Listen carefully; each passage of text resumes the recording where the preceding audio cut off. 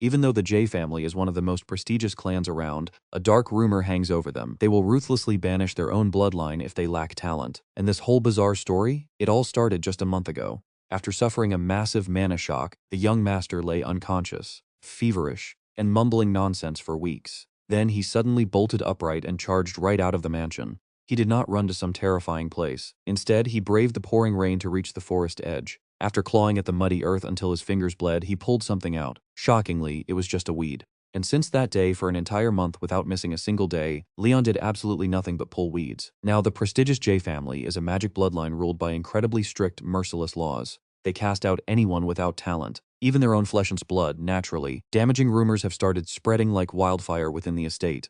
Standing in a corner, the maid Colette lowers her voice to whisper to the others. "Did you hear the news?" she whispers. Apparently, the eldest young master failed to awaken yet again. Helen quickly covers her mouth to stifle a gasp. Seriously? This is already his third time suffering a mana shock. If this keeps up, won't the second young master become the next head of the family? Seeing how risky this talk is, one of them quickly gestures for Helen to watch her mouth. What if someone overhears us? Colette hastily cuts in. Exactly, nothing is decided yet. The maids are so wrapped up in their gossip that they have no idea Sylvia has been standing nearby, overhearing everything. But failing the awakening ceremony 3 times in a row basically ruins him. No wonder the young master lost his mind, Sabin adds, sharing the exact same thoughts as Helen. Suddenly, Elvin speaks up in his raspy voice, asking what they are talking about. Colette and Helen jump, gasping in unison if he really does not know. Colette looks absolutely terrified as she recalls the events. It all goes back to a month ago. After surviving his third brutal mana shock, the young master was completely bedridden for a long time. Then, out of nowhere, he woke up. But the moment his eyes opened, he started muttering weird gibberish that made absolutely no sense, before suddenly sprinting straight out of the estate.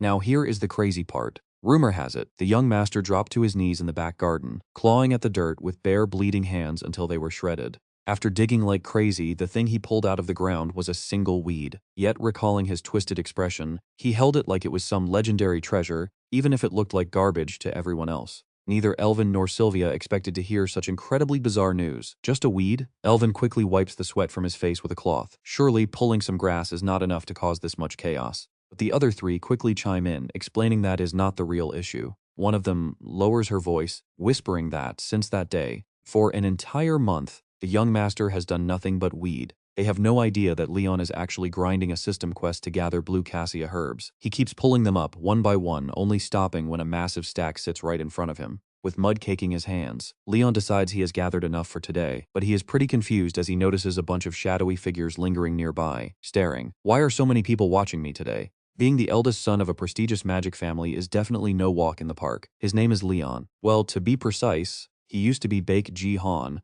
an ordinary guy from Korea. Back then, Leon was just a regular team leader at a small company, but after getting completely sick of his abusive boss, he quit in a fit of rage. Once he was unemployed, the only thing he had plenty of was free time. So he decided to boot up the game he used to grind like crazy during his job hunt. But the moment he logged in, a harsh reality smacked him in the face. What kind of jerk would do this? Every character he built was deleted, and his premium currency was completely drained. Who could be that malicious? All those high-level characters he spent months grinding were gone. Honestly, it hurt, especially since he had maxed out so many. But since he had already cleared all the endgame content, he decided not to dwell on it. Leon just made a fresh character and bought a crafting profession package. In fact, he picked 5 different packages at once. Talk about lucky. He hit the jackpot right away, whistling happily. Leon figured since he had nothing but time, he might as well enjoy a peaceful life as a crafter to heal his soul. That was his very last memory as Baek Ji-han. When he opened his eyes again, he had become Leon ATG in the world of Intercote. To make things wilder, it is now 50 years after the game's main story ended. Right now, Leon is busy gathering sea rosemary while reflecting on his strange past. Luckily, he retained some of the original body's memories. Otherwise, adapting to this new life would have driven him completely insane. The system explains that sea rosemary is a herb with a salty, bitter ocean taste. Gathering it completes his apprentice herbalist quest. With 1,000 shillings earned, his exclusive shop will unlock once he saves up enough. Leon is pretty surprised. That was fast, he thinks. There is an exclusive shop? He quickly calculates the cost. It probably takes about 100,000 shillings to unlock. If he grinds hard, he might escape this place soon. Leon swiftly plucks the patch of blue cassia herbs and sea rosemary right in front of him. Fortunately, the system windows are working normally and all the skills he previously bought in the game are fully intact. Come to think of it, this body just failed its third awakening ceremony, and in the ruthless J family, strength is valued above absolutely everything else. Since he failed the ritual, nobody would blink an eye if he got kicked out tomorrow. But to survive on his own, he needs serious cash first. How can he make money and secure a peaceful exit from this mansion? And that is when a wild idea flashes through his head.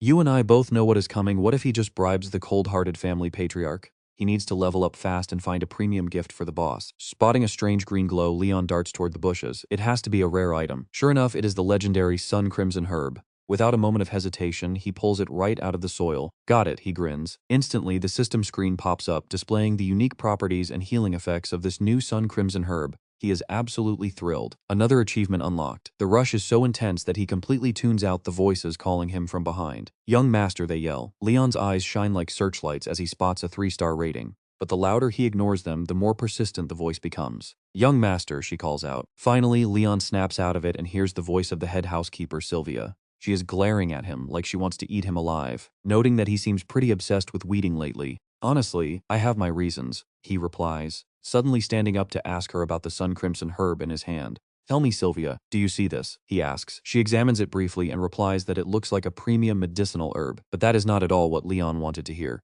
Not that, it is literally glowing, he insists. You really cannot see it? He starts to panic, but she just stares at him like he is some complete idiot who has finally lost his mind. It seems the maid's wild rumors are actually true. She calmly replies that she does not see anything glowing. Under her piercing gaze, Leon shifts awkwardly, totally embarrassed. Staring at the brilliant green light radiating from the Sun Crimson Herb in his hand, he mutters to himself if he is the only one who can see it. Leon is just confirming if this system glow is exclusive to his eyes. Sylvia cannot stand seeing him look so disheveled anymore. It is time to return, she commands. Noting he has been awake for a while without greeting the family head, who is currently looking for him. Leon flinches. He wants to see me, Leon wonders. The J family runs on absolute meritocracy. Even within the household, it is a dog-eat-dog world where the strongest takes everything, and the patriarch of this family is Bachich. He is the exact person Leon needs to win over before making his escape. He worries about his dim future, figuring a useless failure would be completely ignored. But he never expected to get summoned this quickly. What should he do? He has not even prepared his bribe yet, but looking at the herbs, a brilliant plan suddenly comes to mind to deal with Bachich. Leon tells the person in front of him, Lady Sylvia, can you let grandfather know I will meet him later? Also, I need a favor. Sylvia indeed delivers the message to Bachich. Is that so? The old man mutters, calmly playing with a bright red magical flame in his hand. Has that boy still not regained his senses? Chando quickly answers. Yes, after waking up, the young master pulls weeds every single day. Bachich continues his questioning, asking if there is anything else. Chando bows and honestly reports. He still cannot feel mana, but his health is completely normal and his memories have no issues whatsoever. Bachich gets so angry that the wrinkles on his face seem to fold into each other. Dismissed, he growls. Chando, knowing this is his chance to survive, quickly bows and retreats. Bachich's voice turns freezing cold. Sylvia, what on earth is that boy doing right now? She calmly replies that he is still weeding. Every servant in the mansion knows this, though clearly, this detail was beneath Bachich's notice until now. Sylvia even pours oil on his rising anger. Lately, the young master has expanded his weeding to the forest outside the estate. Bachich begins to fume. I did not ask about that. It seems Sylvia is deliberately trying to drive Bachich crazy. Oh right, she adds. The young master said he will come see you in a bit. Naturally, Bachich loses his composure entirely. What? Later, in a bit? He said he is coming later? The kid has some nerve. He stands up abruptly, shouting. No way, tell him right now. If he does not drag himself here immediately, I will level that entire forest. Sylvia, completely used to the family's wild reactions, remains perfectly calm. Understood, I will deliver your words verbatim. Only after she leaves does Bachich finally take a moment to compose his breathing. He uses a magic orb to search for Leon's whereabouts. Oh, what an insolent little brat, Bachich mutters, emotionally complaining about his young grandson. He is finally awake, so he should have run straight to his grandfather to say, Grandfather, I am recovered. Instead, for weeks, he has done nothing but weed. But back in his room, Leon gets a massive surprise. Wait, look at this. The table is packed with high-end lab beakers and rare metals. He cheers in pure excitement. What is up with all this insane crafting gear? Just because his grandson wanted to brew some simple medicine, the old man brought out treasures of this level. Perks of a wealthy family indeed. Leon quickly opens his system to check his skill attributes. Just as I thought, leveling up this alchemy profession is going to be another repetitive grind, just like gathering. Mastery is split into 3 tiers, with the ultimate master rank being a level only 1% of players ever reach. He tosses a herb into the clay pot. The higher his mastery, the more refined his technique becomes, leading to much better final products. He stirs the medicine, grinning like an absolute idiot. Why not just brew a quick 100 potions and drink them all myself? With that thought, Leon immediately places his hands over the steaming pot. He yells out, extract. Instantly, a thick red liquid bubbles up from the pot. Guided by Leon's magic, the fluid flows perfectly on its own straight into a glass tube on the table. The system announces the successful creation of a stamina recovery potion. Leon stares at the potion, incredibly satisfied with his success. Without even checking for poison, he downs the whole red mixture in one gulp. High-end gear really is a lifesaver. Right then, the system alerts him that he has used the potion and unlocked the Apprentice Alchemist title. Leon grins happily, exactly as I thought. Just wait for me. Grandfather, he thinks. His eyes losing all sanity as his mind goes completely blank. He keeps drinking, watching his system progress bar climb higher with every single gulp. Leon drinks as if his life depends on it. Eventually, totally exhausted, he can barely move. The table is littered with empty bottles. His stamina is already at 100%, yet he is forcing down more recovery potions. This is pure torture. Just one last swallow, come on. Struggles to gulp down the very last drop, his entire body trembling so violently he can barely control it. But the massive reward of 1,000 shillings is finally in his grasp. He has successfully unlocked a brand new recipe. Leon mutters to himself, nice, I checked the details, now let's get started. He frantically throws his gathered ingredients into the pot. While collecting those herbs earlier, he had been constantly pondering what kind of gift would actually suit his grandfather. His grandfather already possesses a colossal amount of mana, so giving him mana recovery potions is utterly pointless. Plus, for physical fatigue, the family always has high-tier healing mages on standby, making stamina potions redundant. Then he thinks of a potion that can relieve mental fatigue. Now Leon focuses all his attention on brewing it. After all, the old man has to deal with mountains of paperwork every single day. Word is that high mages can use mana to sustain their physical bodies indefinitely. So overworking physically is fine, but mental exhaustion? That is a completely different beast. Leon is deeply committed to crafting this meaningful gift. The mixture in the pot begins to glow brightly, exactly as the recipe described. A fresh, soothing aroma fills the air as he pours it into a bottle. I have a pretty good feeling about this. In the game, this was just trash loot. But in reality, it feels entirely different. Leon places his hands on the freshly brewed mixture once more and shouts extract. Every glistening drop shifts under his magic. This potion holds memories of Leon's past life as a pharmacist. The system rings out with an alert. Basic alchemy specialization traits have been successfully activated. Leon successfully crafts the mental recovery potion. He never expected the final result to blow past his expectations like this. It is a 2-star potion. You normally need at least level 8 mastery to brew something like this. Amazing. This is definitely high enough quality to win over his grandfather. Despite being completely exhausted, just catching a whiff clears his head instantly. The raw passive effect alone is incredible. He successfully brewed a potion far beyond his current level. The system alerts Leon that a mana loop has formed, unlocking mana coordination. Now he can control his internal energy with precise detail. Leon quietly waits for his new skill to stabilize, gripping the potion tightly. Now that he has successfully awakened his mana, his excitement goes off the charts. Is this actual magic? He bursts out laughing, but check out his face, that smile is getting completely unhinged. Meanwhile, someone is already lurking right outside his door. Turns out Chando was peering at him through a gap in the door. Without showing a single trace of emotion on his face, the guard quietly turns around and walks away, leaving the room behind. For Leon, everything today is going incredibly smoothly. This weak body could not even sense mana before, but now he has both magic and money. It is an absolute win. It looks like his plan to leave the family is going to work out perfectly. Bright sunlight streams through the window as he closes his eyes, savoring the absolute rush of success. But a second later, his confident grin instantly drops. Wait, did I forget something important? After thinking for a long moment, Leon suddenly pales grandfather.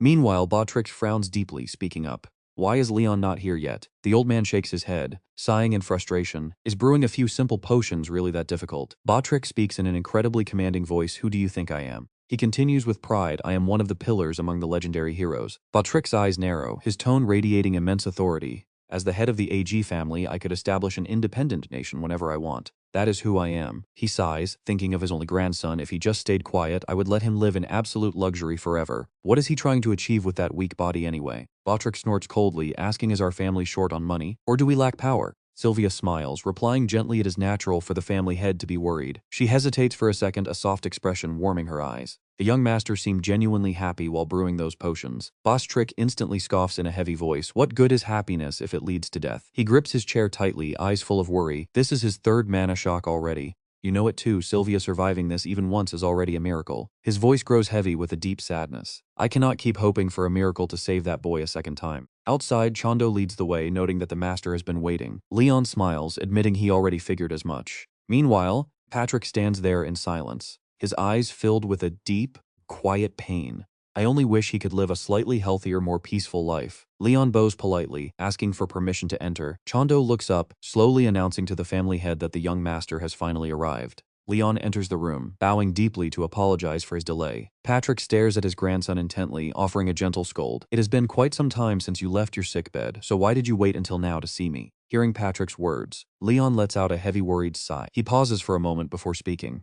After this mana shock, I have been doing a lot of thinking. Leon calmly reveals the truth of his mind. Everyone in the family knows I have absolutely zero talent for magic. Sylvia steps forward, calling out to her young master with deep concern. He simply smiles to comfort her, saying, "It is all right, Sylvia. I already know that." Leon lowers his eyes, speaking with quiet honesty. I could not accept being unable to control mana, or rather it is more accurate to say that I simply refuse to accept it. He clenches his fist as his voice drops, because the moment I accept that reality, I feel like I will lose my place in this family. Leon looks up, his eyes turning resolute. But things are different now. This is the fruit of my hard work. Flashing a confident smile, he is proud to finally accept himself and become a young master worthy of his family name. Leon shifts his tone, continuing with absolute sincerity. Also, I think you must have been incredibly exhausted lately, grandfather. Patrick freezes instantly in utter shock. Look at that, even his grandfather is completely stunned by the sudden change in him. Patrick quietly observes the boy, wondering what shifted. Is it his aura, or something far more fundamental? Patrick stares in silence at the desk, his heart wavering. Did he make this for me? Patrick nods slowly in silent admiration. Truly commendable, he sighs, thinking to himself. But my body has already surpassed the limits of ordinary mortals long ago.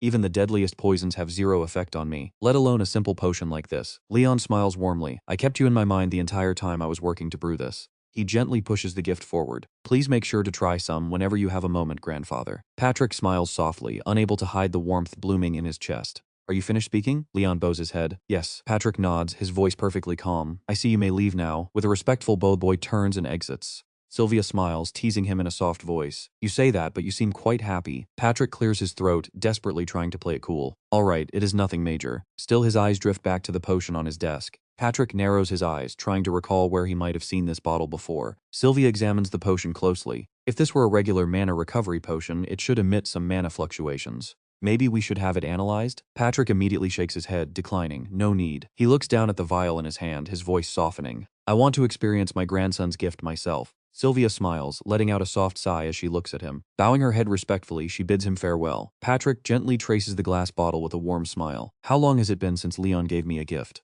He admires the craftsmanship, deeply impressed. Looking closely, the boy's brewing technique is actually quite remarkable. Even if someone possessed the finest alchemy tools in the land, without a deep mastery of medicine and alchemy, they could never finish this overnight. That kid is really something. Patrick chuckles softly to himself. Even if this does nothing for me, it is a gift from my grandson. Letting it go to waste would be a real shame. Let's see how it tastes. He slowly pops open the cap and takes a small sip. Patrick leans back comfortably in his chair, resting his tired eyes. He freezes in surprise. A wave of profound peace and relaxation washes over his mind. Suddenly, forgotten memories begin to surface, fragments of his past drifting by like scattered pieces of glass. Patrick finds himself drifting back to days long gone. He slowly closes his eyes, sinking into a deep, peaceful slumber. It is only a brief rest, barely even qualifying as real sleep. Yet in that dream, a rare smile graces Patrick's face. The vision is incredibly sweet and tranquil. Soon he slowly opens his eyes once more. He sits there in a daze, overwhelmed by nostalgia for those beautiful days. Blinking in sheer surprise, he mutters, "Did I actually fall asleep?"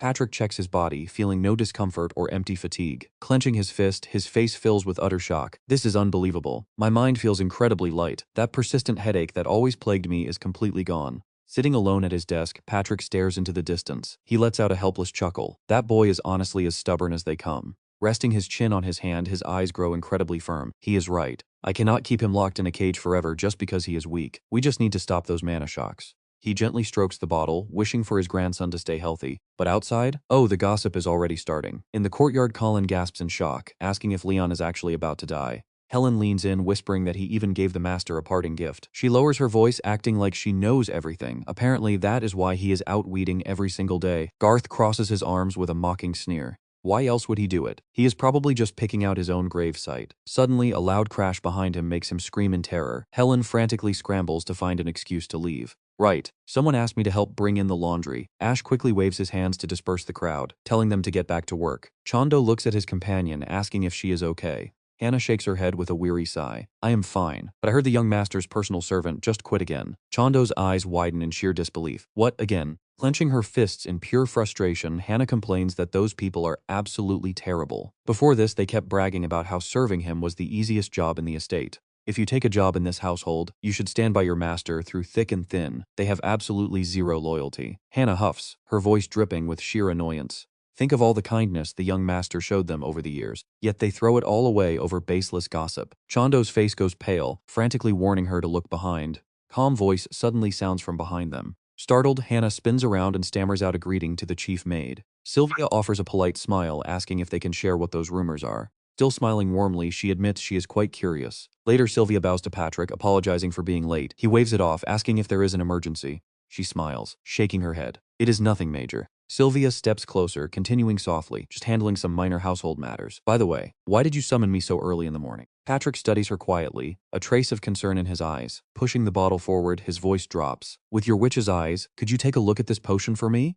Sylvia lowers her gaze, studying the vial intensely. She frowns, her voice laced with pure doubt. This is definitely not something the young master could have brewed. She pauses, her eyes widening in absolute shock. Is this not the potion of the hero? Sylvia is instantly pulled back into her memories. The hero, savior of the world, ended the demon war 50 years ago and vanished without a trace. She continues with deep respect, noting that no labyrinth on earth could ever hold him. Her fist tightens as her voice drops. A legendary figure feared even by the gods. Suddenly, a flicker of hope rises in her heart. He might be the only one who can find the contract hidden in this mansion's labyrinth and finally free her. Sylvia takes a soft breath and claims that this is something only a legendary hero could ever possess. Patrick stays completely calm, slowly speaking up to say that they shouldn't rush to conclusions. If this were real hero potion, its power would be way stronger. He falls silent, deeply troubled by a lingering doubt. Besides, Sylvia gently shakes her head, quietly dismissing the idea that Leon could ever be a hero. Patrick looks at her and softly admits that either way, he still wants the boy to brew a better batch, hoping she can feel the same relief. Sister Sylvia asks in utter surprise, for me? Patrick just smiles and calmly explains that yes, after all, she has been living in a constant state of exhaustion for hundreds of years now. If this potion can work on an 8-circle archmage like me, then surely it will help you too, even if it is just a little bit. Hearing his sincere words, Sylvia cannot help but burst into a sudden, lively laughter. Her laughter echoes through the quiet room. She gently shakes her head and asks if he knows what the most useless thing in the entire world is. It is worrying about a powerful witch. We are born to live for 1,000 years, completely immune to all diseases, blessed with supreme magic and unmatched skills. Sylvia slowly stops laughing, adding softly that there is absolutely no need to trouble their lovely grandson. Patrick falls silent for a brief moment before a gentle smile appears on his face. Sylvia looks at him with a soft gaze, adding that she deeply appreciates his kind heart. Dear sister, he calls out in his mind. A moment later, Leon walks inside from the garden and asks if something is weighing on his mind. Patrick quickly raises an eyebrow, firing back that nothing is wrong. Did you not sleep well last night then? Patrick shakes his head. No. Leon rests his chin on his hand, thoughtfully suggesting it might be lack of exercise, but the old man bluntly shuts it down. Leon tilts his head, seriously wondering if old age is finally making greasy food hard for his stomach to handle. Patrick glares right back, muttering that this little brat has some nerve, but Leon remains completely calm. He glances down at the potion bottle sitting on the table and asks if it is because of the brew he gave him.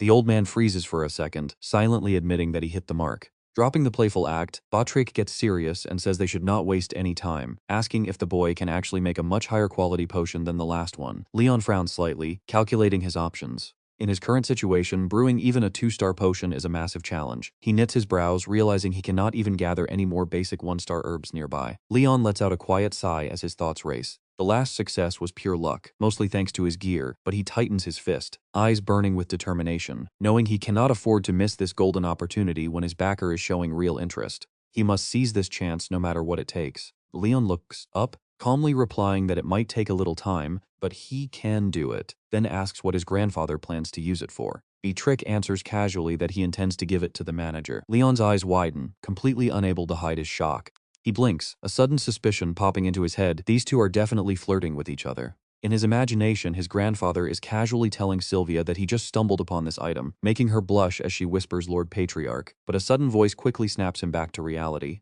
It is not like that, a voice protests. But the more Leon thinks about it, the more convinced he is that his grandfather simply wants to give his beloved a better gift than before. He must have been incredibly lonely since grandmother passed away. The inner voice in his head groans again, insisting it is not like that at all. But watch closely here, because Leon takes a deep breath and tells his grandfather to give him exactly 2 weeks to deliver a much higher grade potion. Patrick instantly widens his eyes in complete shock. 2 whole weeks? Seeing his grandfather's reaction, Leon freezes for a second and quickly changes his mind, declaring that he will finish it within 1 single week instead. He silently cheers himself on, knowing this is his ultimate chance to max out their favorability points, so failure is absolutely not an option. But Treek can only stare in utter disbelief as Leon rushes out of the room. Once in the garden, the boy scratches his head in frustration, wondering how on earth he will brew a 3-star potion now. He paces around, racking his brain, realizing there is simply no time to blindly grind his level just to make a decent potion. Even if he buys premium herbs, he has no way of processing them correctly. He might as well just use that money to buy a pre-made potion instead.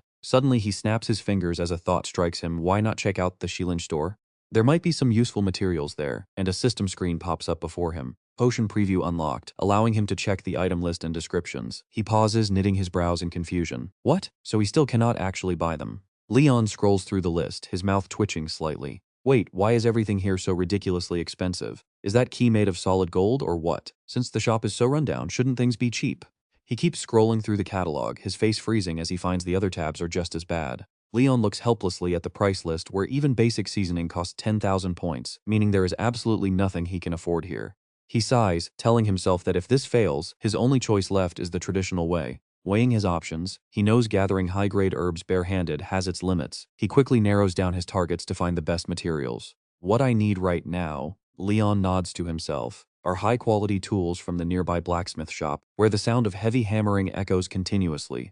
Zahn looks inside the shop and calls out loudly for the boss to come out. From the back, Mudu yells back in a grumpy voice that he is busy and asks why he is shouting. Zahn impatiently urges him to hurry up. Grinning widely, Zahn points toward the entrance and says a wealthy customer has arrived, telling him to get out here. Mudu stops his hammer, his tone instantly changing as he tells him to rip the guy off and sell him everything. Why are you ordering me around? Leon walks up to the counter and politely asks if he is the owner of this blacksmith shop, calmly stating his purpose and asking if he can borrow the forge to craft a few things himself. The owner quietly sizes up the visitor, who is clearly a wealthy young noble wearing expensive clothes. Mudu stares at him in sheer confusion, blurting out, "What did you say?" Leon smiles confidently, assuming they will not reject his offer, and calmly promises to pay them handsomely for their trouble. Looking around the shop, he stops in front of a counter packed with various tools. He picks up a few items to inspect them, silently judging that the low quality means they will not last long, wondering if these blacksmiths just do not care about crafting trivial tools. Besides, the prices are ridiculously marked up, so he would rather forge one himself. Leon folds his arms, calculating that even if he reveals his identity as the eldest son of the J family to place a custom order, they still cannot finish high-grade gear in a single day. So here's what he does. He walks right up to the workspace and asks if he can rent out the forge to make his own tools. Zahn looks up with a completely startled expression, questioning if he really wants to forge things himself. Leon calmly repeats his offer of handsome payment, opening a pouch of glittering gold coins before them. Mudu frowns, grumbling that their furnace is already acting up and now they have to entertain some noble-playing blacksmith. Zahn goes pale, quickly grabbing his arm and begging him to watch his mouth. Zahn turns to Leon and politely explains that since the young master grew up in luxury, he might not know how things work, but this amount is way too much for a simple shovel, urging him to take it back. Smiling awkwardly, he warns Leon that scam artists are always lurking, waiting to take advantage of wealthy nobles, so he should be careful. Leon blinks, feeling both amused and helpless because he actually overpaid them on purpose. He nods with a helpless sigh, agreeing to take some back. Mudu crosses his arms, staring at him with deep suspicion and asking with sheer disbelief if a fragile noble really wants to forge a shovel himself. Hearing those words, Leon suddenly remembers the ancient records about the legendary dwarf tribe, a race of exceptional craftsmen who could famously touch fire without ever getting burned. He recalls the rest of the text, describing them as possessing monstrous strength combined with microscopic precision. Staring at Mudu, he is completely stunned, realizing he has just stumbled upon a direct descendant of that legendary race right here. Staring closely at the guest in front of him, he asks for his name. Leon calmly replies, Leon. The old man freezes in shock, blurting out if he is indeed the infamous madman from that legendary family. Mew turns around and shouts back, telling his staff to prepare a room for this eccentric guest. Hearing this, Sun grabs his forehead in exasperation and tries to stop him, begging his brother to please watch his mouth. He points toward the corner of the workshop and tells Leon he can use the forge over there, ordering the young assistant around however he likes. Leon nods politely to express his gratitude. Leon suddenly remembers to ask for the old blacksmith's name, but when he looks around, the man has already vanished. Sun steps forward with a warm smile, explaining that his brother is Milan Mu, but he can just call him Mu, while his own name is Sun. Sun politely bows and invites Leon to follow him for a quick tour of the forge. As they walk through the busy workshop, Sun smiles and tells him to take his time looking around. Showing him every corner of the vast facility, Sun points toward a bright display area up ahead, explaining that all their finished masterpieces are placed out there for everyone to see. Leon silently observes the workshop. The equipment is top tier and the process is meticulous, but he frowns, deeply confused by one glaring detail: why on earth is the quality of these weapons so low? Suddenly, Leon looks toward the forge, wondering what he just sensed. The system immediately alerts him that a low-grade fire spirit is present, though it is unusually quiet. Looking at the dim flames, he asks Sun if the fire is always this weak. Sun hesitates, admitting that while it is not completely dead, the firepower has definitely dropped over time. He sighs deeply, wondering how on earth a complete stranger could notice such a detail. Leon simply smiles and tells him that the fire itself revealed the truth. Sun then offers to show him how to forge a basic shovel. Without warning, Mu shouts from behind for them to stop. He tells Sun to get back to work because he needs to speak with Leon privately. Once they are outside, Mu slowly begins to speak. Looking straight at Leon with an incredibly serious expression, Mu asks if he can see the spirit. Leon nods in confirmation. The blacksmith leans in close, asking in a low, tense whisper if he can actually fix it. Leon calmly replies that he probably can. Mu hesitates for a second, clenching his fist tightly. Taking a deep breath, he makes an offer if Leon can truly fix this problem, he will personally teach him the art of forging. On top of that, Mu promises Leon absolute priority for any of his future custom crafting requests. Hearing this incredibly generous offer, Leon is genuinely intrigued. Just think about how massive of a deal that priority ordering right actually is for our main character. Recognizing this incredible value, Leon flashes a confident smirk, telling the blacksmith to leave the entire problem to him. Back inside, the dim fire flickers weakly against the dark walls. Leon slowly approaches the dying embers while Mu watches from behind, his heart heavy with worry. Mu had worked tirelessly to build the territory's greatest forge, but the fire spirit is completely drained. He clenches his fist in frustration, knowing that relying on artificial flames will only destroy the quality of their work. He is at his limit of using raw skill to cover the difference. Being a dwarf, he cannot even understand the spirit's voice, and, at this rate, they are completely doomed. Leon stares at the fading flames. Leon calmly asks what would happen if they just left the spirit as it is. Mu silently assesses the young man, who looks rather fragile and unreliable, but Leon is already listening closely before speaking up. The spirit apparently says it is incredibly thirsty. Mu's eyes widen in absolute shock. A fire spirit is thirsty. Scratching his head, the blacksmith seriously wonders if he should just pour some water directly onto the flame. Hearing this, Leon immediately stops him, asking if he has lost his mind since pouring water on fire is madness. Mu throws his hands up defensively, arguing that Leon was the one who said it was thirsty. Leon sighs. Leon tells him to calm down, explaining they need to give the spirit something it can actually safely consume. Mu looks at him with deep hope, promising his ultimate masterpiece or anything else if Leon can save them. Raising an eyebrow, Leon asks if he is truly serious about that deal. Mu nods without a single second of hesitation, and a highly confident smile slowly spreads across Leon's face. He smiles and says he will get to work tonight. Late that evening, a lone candle flickers in his room as he rubs his tired forehead, complaining that he still cannot escape working brutal overtime. The system suddenly chimes, warning him that the low-grade spirit is crying out as its essence drains away. Leon chuckles softly, promising to help it out immediately as he begins analyzing the data on his screen. Right now, the poor fire spirit is suffering from extreme dehydration. Normally, these spirits do not get pushed to absolute exhaustion like this, but since this is the busiest forge around, dying of overwork seems pretty ridiculous for a magical creature. He quickly figures out the perfect solution now that the core issue is clear. What he needs is a specific herb called sea rosemary. The system displays a recipe for sea rosemary oil. Leon reads it over, noting that while it is usually just a simple salty herb, a few processing steps will turn it into a special oil the spirit can absorb.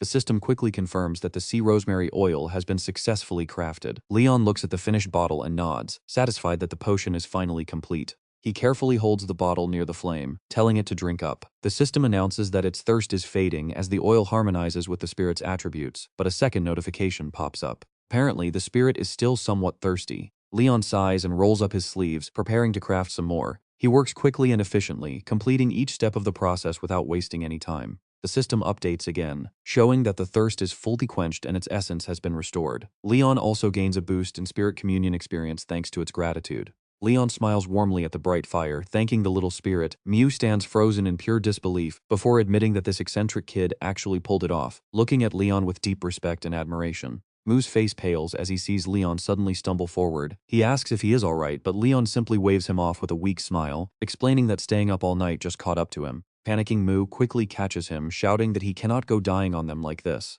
Later, the two adorable kids, Thon and Lip, curiously crawl up to the breakfast table to ask some questions. They ask him his name, but before he can even answer, the siblings start bickering, announcing that Thon is made of gold while Lip is made of jade. Their sheer cuteness is enough to make anyone smile. Seeing how close the two kids are makes Leon think about his own family. He wonders if he actually has any siblings out there, and what kind of person they might have grown up to be. If his memory serves, that sibling was pretty prickly, and we all know they definitely did not like him very much. He quickly shrugs the thought off, hoping they never cross paths. As long as they do not cross paths, everything should be perfectly fine, especially since he has zero interest in becoming the family head. Suddenly, a loud voice from behind startles him as a woman scolds the kids. Jia rushes over to chase the troublemakers away, telling them to play elsewhere while the young master eats. Leon chuckles softly at the title, gently introducing himself to the children, letting them know his name is actually Leon. Thon thinks the title sounds way cooler and insists on calling him Young Master anyway. Leon agrees with a smile, watching the two siblings giggling and playing as they finally run off into the yard. With a deep sigh, Gia apologizes to Leon as they sit down for breakfast together. She worries the children were being far too loud and annoying, but Leon quickly reassures her that he does not mind it at all. He finds their high energy quite refreshing and compliments her on the delicious soup. Gia is pleased that he likes the meal, though she cannot help but look a bit anxious about their situation. She admits she was incredibly shocked when her husband brought him back looking completely exhausted this morning. Expressing her deep gratitude, she thanks him for going through so much trouble to help their family, but she laments that she has no idea how they will ever repay him for resolving their crisis. Leon gently tells her to think nothing of it since she provided him with warm shelter and food. Right then, Moo enters.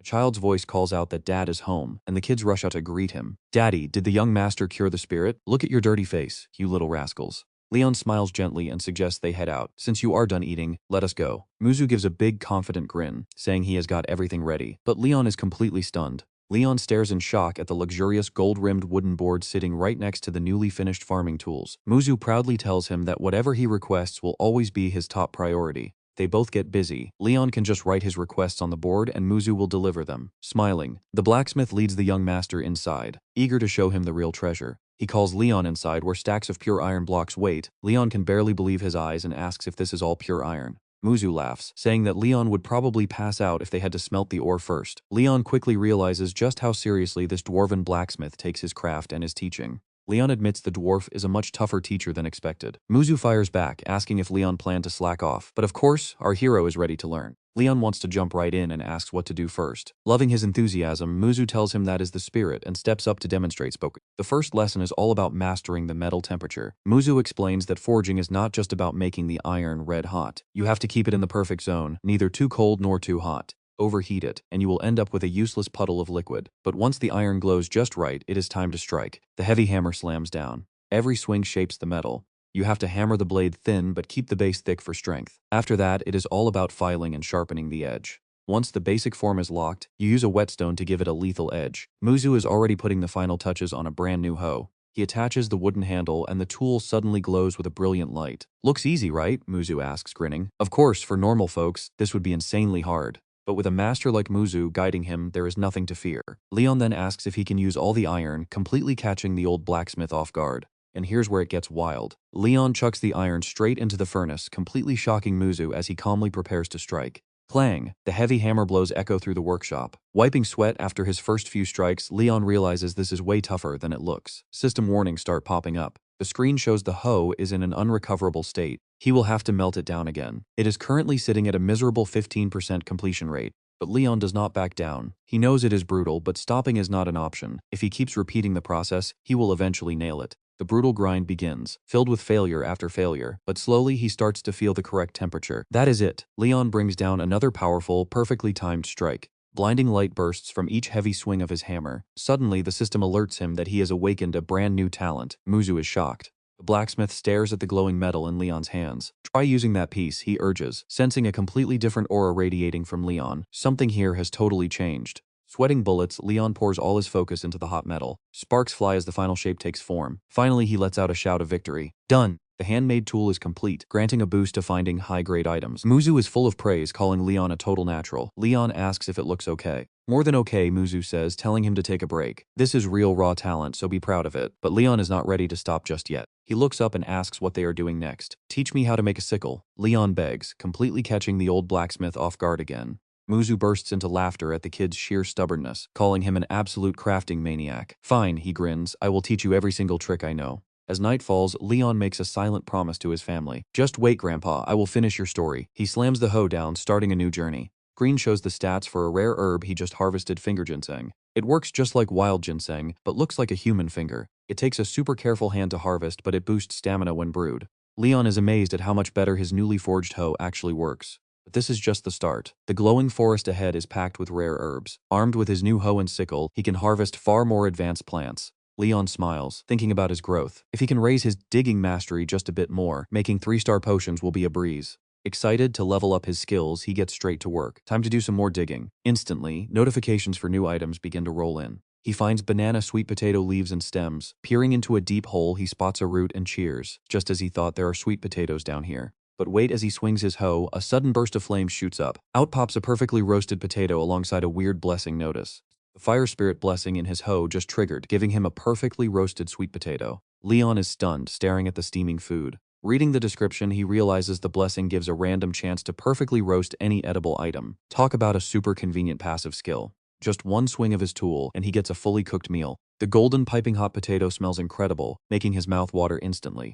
Leon does not hesitate for a second. Time to eat, he says, taking a massive bite that immediately sends him to food heaven. It is scorching hot, but that makes it even better. Honestly, sweet potatoes taste best when they almost burn your mouth. This thing is incredibly sweet, creamy, and rich, tasting like a perfect mix of sweet potato and fresh milk. To Leon, this is the ultimate delicacy. The sweet roasted aroma is so strong it even lures a tiny wild bird right out of the trees. Seeing its sparkling eyes, he smiles. Do you want some too? He breaks off a piece and hands it over. The bird bites and its eyes instantly light up. Leon laughs at the happy little creature. Good, right? Go ahead and eat. Seeing the bird flutter in pure joy makes him feel a bit nostalgic about an old friend from his gaming days. Brushing off the crumbs, he stands up as the sun starts to rise. Now that he is fully energized, it is finally time to start hunting for rare potion ingredients. But first, maybe just a few more sweet potatoes. Meanwhile, back at the palace, a heavy, dramatic sigh echoes from none other than Chando. Leaning against a tree, he looks incredibly stressed. It has been 3 days since Leon left. Why would he go to a forge? It is driving him absolutely crazy. Should I go look for him right now? Behind him stands Sylvia, completely calm. Even though the eldest young master still hasn't returned, Chando has no idea how long she's been standing there. He turns around in surprise, admitting to the head butler that yes, he is absolutely worried sick. Strange rumors are even spreading across the territory. People are whispering that the eldest young master is on his deathbed, or that he's about to be kicked out of the family. His rambling is cut short by a sudden, excited shout. Look, it's Leon Arg with a new friend on his shoulder. Seeing the master, who had kept him worried for days, Chando runs forward and yells out to him. Chando rushes over to his side immediately. Oh my god, young master, look at the state of you. Leon calmly reassures him, saying it's no big deal and he's fine, but his casual head scratching doesn't please Sylvia at all. She frowns slightly. How could the eldest son of the prestigious Arg family look so disheveled? Wait, look at that. Chando points at the shoulder. What kind of bird is that anyway? Only then does Leon realize something is actually sitting on him. What on earth? When did you start following me? Suddenly, Sylvia steps in and cuts him off, telling the young master he doesn't need to do this anymore. Leon instantly catches her meaning, asking if his grandfather told her everything. He sighs in sheer helplessness. Grandfather really has no tact at all. This casual attitude completely stuns Sylvia, but Leon just keeps going, reminding her that his 1-week deadline isn't up yet, so she should wait just a little longer. I'm a bit late because of gathering materials, but I've found everything. Sylvia is completely shocked. Did he really gather those ingredients? Running inside, Leon yells back, telling her to wait just a bit more because he will craft it as fast as possible. He tells Chando he's totally fine and should get back to his own work. Making a pitiful face, Chando stammers that the young master should at least put some medicine on those scratches. He runs after Leon, calling out to him, leaving a deeply conflicted Sylvia standing all by herself. She quietly reflects on her nature as a witch. Normal medicines simply don't work on her. She doesn't know what Ba Chich told the boy, but out of everyone in the family, she always saw Leon as the weakest child and the one who broke her heart the most. Yet seeing him pull an all-nighter is wild. Grueling blacksmith work just to gather herbs incredibly foolish. Still, a tiny faint glimmer of hope begins to rise. Looking at his childhood memories, she honestly doubts if Leon can pull off this impossible feat. Can this kid really brew a medicine that actually works on her? A few days later, Sylvia goes to see Ba Chich directly. He lets her in, noting her arrival, and guesses from the look on her face that the potion was a success. The anxious, restless look is completely gone from Sylvia's face now. She proudly explains to him that her mind and emotions, which had been fading and withered for decades, have suddenly become as clear as pure crystal. I knew the boy was working incredibly hard, but I never expected him to brew a potion that actually works on me in such a short amount of time. This should have been absolutely impossible unless you did something, Lord Patriarch. But Ba Chich immediately denies it. Sylvia, I did nothing at all. I have been way too busy preparing for Leon's coming-of-age ceremony. The ceremony had to be cancelled because he suffered from mana shock, and indeed, a massive pile of documents sits right behind him. Sylvia seriously voices her concern. If Leon brewed a potion of this scale entirely on his own, it points to a much bigger issue. This is honestly starting to look like the medicine of a hero. By definition, a hero is an entity that appears alongside monsters to save the world before it is consumed by darkness. but a hero's personal life is never what you would call happy. That person must fight in countless battles to save a chaotic world, constantly tasting deep despair and absolute emptiness with every single choice they are forced to make. Once peace is finally restored to the world, that hero suddenly vanishes without a trace, like a disposable tool whose only purpose was to save everyone. Bachich nods in agreement. Yes, they disappear without a trace, as if they simply evaporated. The remaining comrades and their descendants have been trying to search for that hero, but we still have not found a single clue. By some miracle, Leon is actually the hero. What do we do? Losing the comrade who stood by my side on the battlefield was more than enough. I do not want to go through that agonizing pain again with my own grandson. Sylvia freezes for a moment, then smiles gently. Then it is time to hide our adorable child as best as we can. This old woman, Sylvia, hereby announces her retirement. Hearing this, Bachich is shocked, telling her she can't do that because it makes no sense. Would you really give up your own freedom just to hide Leon? You never wanted to be bound to this house forever, and if it were up to me, I would find that hidden contract and let you rest. Contrary to Bachich's fierce protests, she calmly continues, saying that worrying about a witch is the most useless thing in the world. I have memorized every term of the contract, she says. The witch Sylvia cannot leave this territory, but the witch Sylvia can live like a human within this domain. At that exact moment, someone suddenly appears by the window, speaking up, saying that their adorable child has helped her live a much more human life. It is a different Sylvia. Smiling with delight, she happily promises to stay by Leon's side and protect him. Time passes quietly until the White Castle is painted in the warm colors of sunset. Inside a messy study cluttered with stacked books, a deep voice speaks up, asking if a new maid has arrived, and she is Leon's personal maid, no less. That young man is Jisoo, the second young master of the family. Jisoo is an unparalleled genius, the next heir of the Archmage family, the youngest four-circle mage to ever live. He is also the descendant who resembles the patriarch Bachich the most in every way. His youth is not a weakness at all, but rather an incredibly powerful weapon in his hands. To someone as sharp as him, a new maid is highly suspicious. He raises an eyebrow at Sylvia's resume, but the portrait shows a black-haired girl, making him wonder how someone who worked here for so long could suddenly just quit over a single bottle of medicine. Her sudden retirement makes absolutely no sense, and right when Sylvia leaves, a brand new servant instantly shows up. There is definitely something very fishy going on here. Rewinding back to last night, Jisoo actually met Sylvia yesterday, sitting cross-legged in his chair, completely skeptical of her resignation, and yet she looked noticeably brighter than she usually did. Are you really deciding to retire? Sylvia keeps the truth hidden, simply replying that yes, she wanted to say a final goodbye before leaving. Young Master Leon's medicine has helped her tremendously. Naturally, he refuses to accept this, stating he still cannot believe it. Sylvia gently suggests that if he wants to verify her words, why not pay his eldest brother a quick visit? Back when you were a kid, you were always following him around everywhere. This completely breaks the tension, making Jisoo blush slightly as he mutters, that was just childhood stuff. But Sylvia gently repeats her point. Young master, you might find it hard to believe, but my words are entirely true. If you ever get curious later, just follow the eldest young master around for a bit, it wouldn't hurt. Those exact words have been swirling around Jisoo's head ever since. He just couldn't stop her, especially seeing her look far more relieved and relaxed than he had ever seen before. Was this really all thanks to his foolish older brother? Honestly, there's zero logic to it. But look at him now. Jisoo grabs his long coat, determined to find Leon and see the truth for himself. They said he often visits the Mimo forest, right? Night has fallen over the territory, and Jisoo enters deep into the woods entirely alone, complaining as he walks. This forest is as gloomy as ever, without a single decent path. Why on earth would he travel all the way to a place like this? If he actually needed herbs for alchemy, he could have just ordered Chando to fetch them. A sudden rustling noise catches his attention. What is that sound? Jisoo immediately tracks the noise and edges closer. Turns out, the sound is coming from a sitting figure. It's Leon holding a roasted banana sweet potato. But in his eyes, that harmless sight morphs into a scene of pure horror. What on earth are you doing? At that exact moment, Leon opens his mouth wide for a massive bite, forcing Jisoo to hastily cast a spell. You cannot eat that. Do not eat such filthy things. Everything suddenly stops for a couple of seconds, like time just froze. Leon drops to the ground, howling in pure despair. His food was right there, and now it is ruined. He cries over the mashed baked sweet potato that just passed away. Turning around in a rage, he demands to know who did this. But when he looks closer, he freezes. It is his little brother. Leon is shocked. Jisoo, why are you here? Meanwhile, Jisoo is completely panicking over what he just did. Oh no, he thinks, I only meant to spy and slip away. Seeing the boy's flustered face, Leon grins. Wait, did you come to check out your rival? Jisoo stammers, no way. Jisoo coughs awkwardly to explain first. I apologize for using magic so suddenly, but you really should not eat dirty things covered in sand. It is not clean at all. Leon quickly defends himself, but this is a sweet potato. It is supposed to have a little dirt on it. Jisoo looks quite curious. A sweet potato, you mean that starchy root? That weird definition leaves Leon speechless. He is right, but nobody ever calls it that. So Leon does not even know how to answer. But this makes him realize something. Wait, are you serious? Have you never eaten a sweet potato before?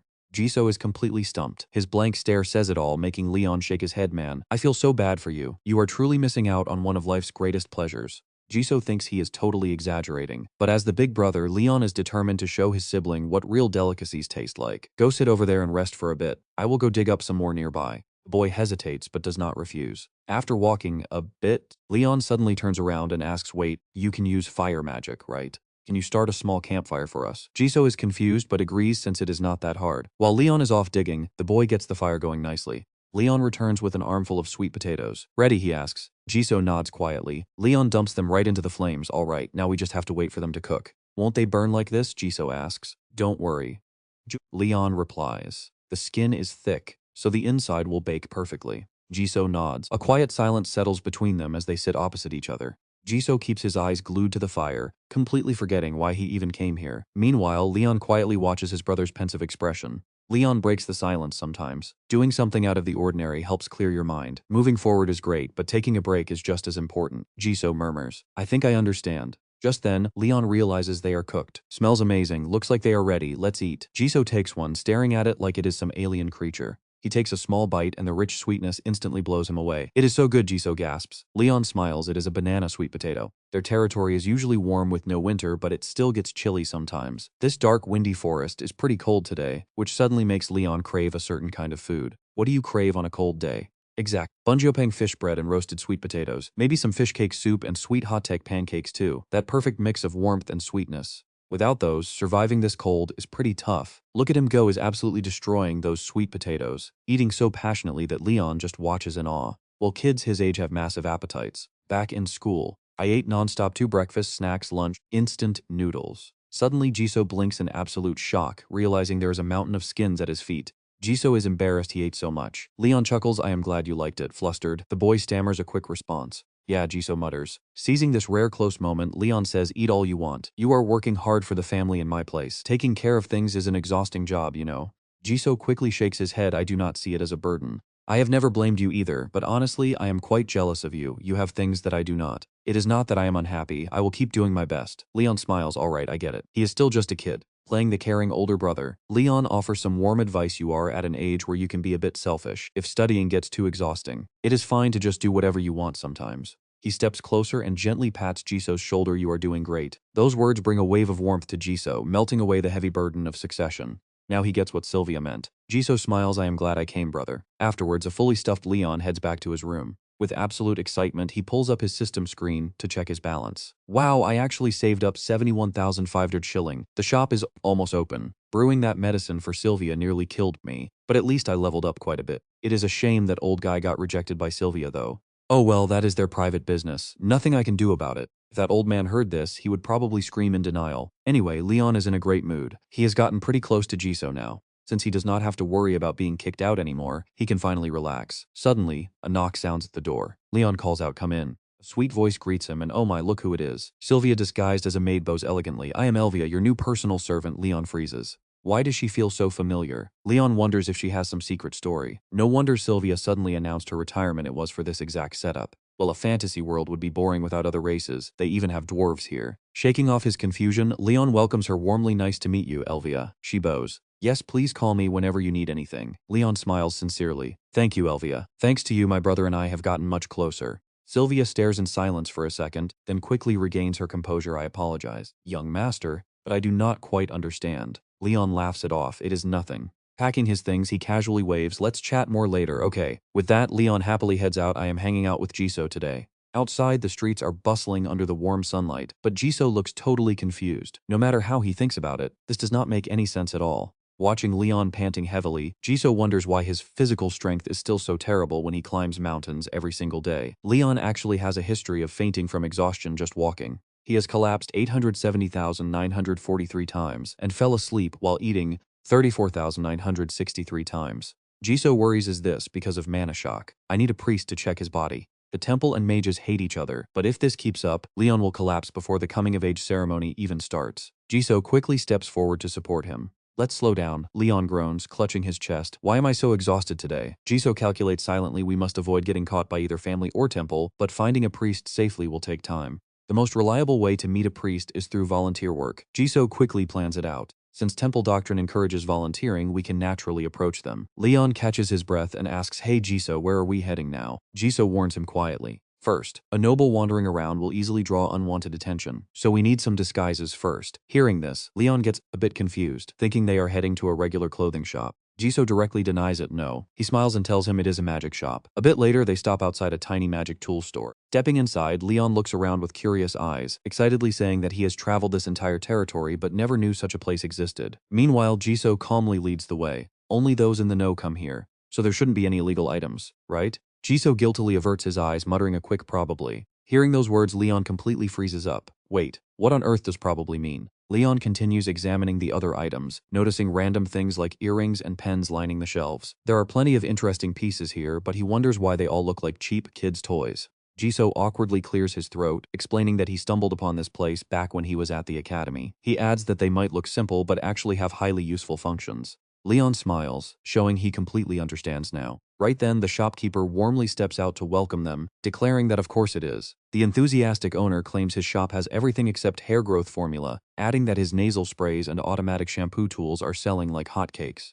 Jisoo gets straight to the point. We need disguises. Hearing this, Hito happily leads both of them deeper inside the shop. He assures them they have disguises, pointing them out and inviting them to follow him. He gestures toward a neat pile of shiny magic tools, proudly declaring that every single item over here is a disguise. From slim party bracelets to height-boosting insoles, Hito eagerly shows off his stock, pointing to the budget items that alter your appearance slightly. Then, with a grin, he pulls back another thick curtain. He explains that the premium items capable of changing hair color are over here, warning that they are highly effective but come with a hefty price. Soon, both Jisoo and Leon lock eyes on one shiny artifact. This is a flawless disguise tool that completely alters a person from head to toe, guaranteeing even your parents won't recognize you. The two brothers share a quick look, clearly thinking the exact same thing. Soon the shop door closes behind them with the owner's cheerful farewell. Come back soon. Jisoo carefully asks his brother how it went, and Leon replies with an amused smile. This place is pretty interesting. Leon promises to return later for a much closer look, glancing down at the heavy bag in his hand. He figures that since they bought such an expensive item, the owner threw in some freebies.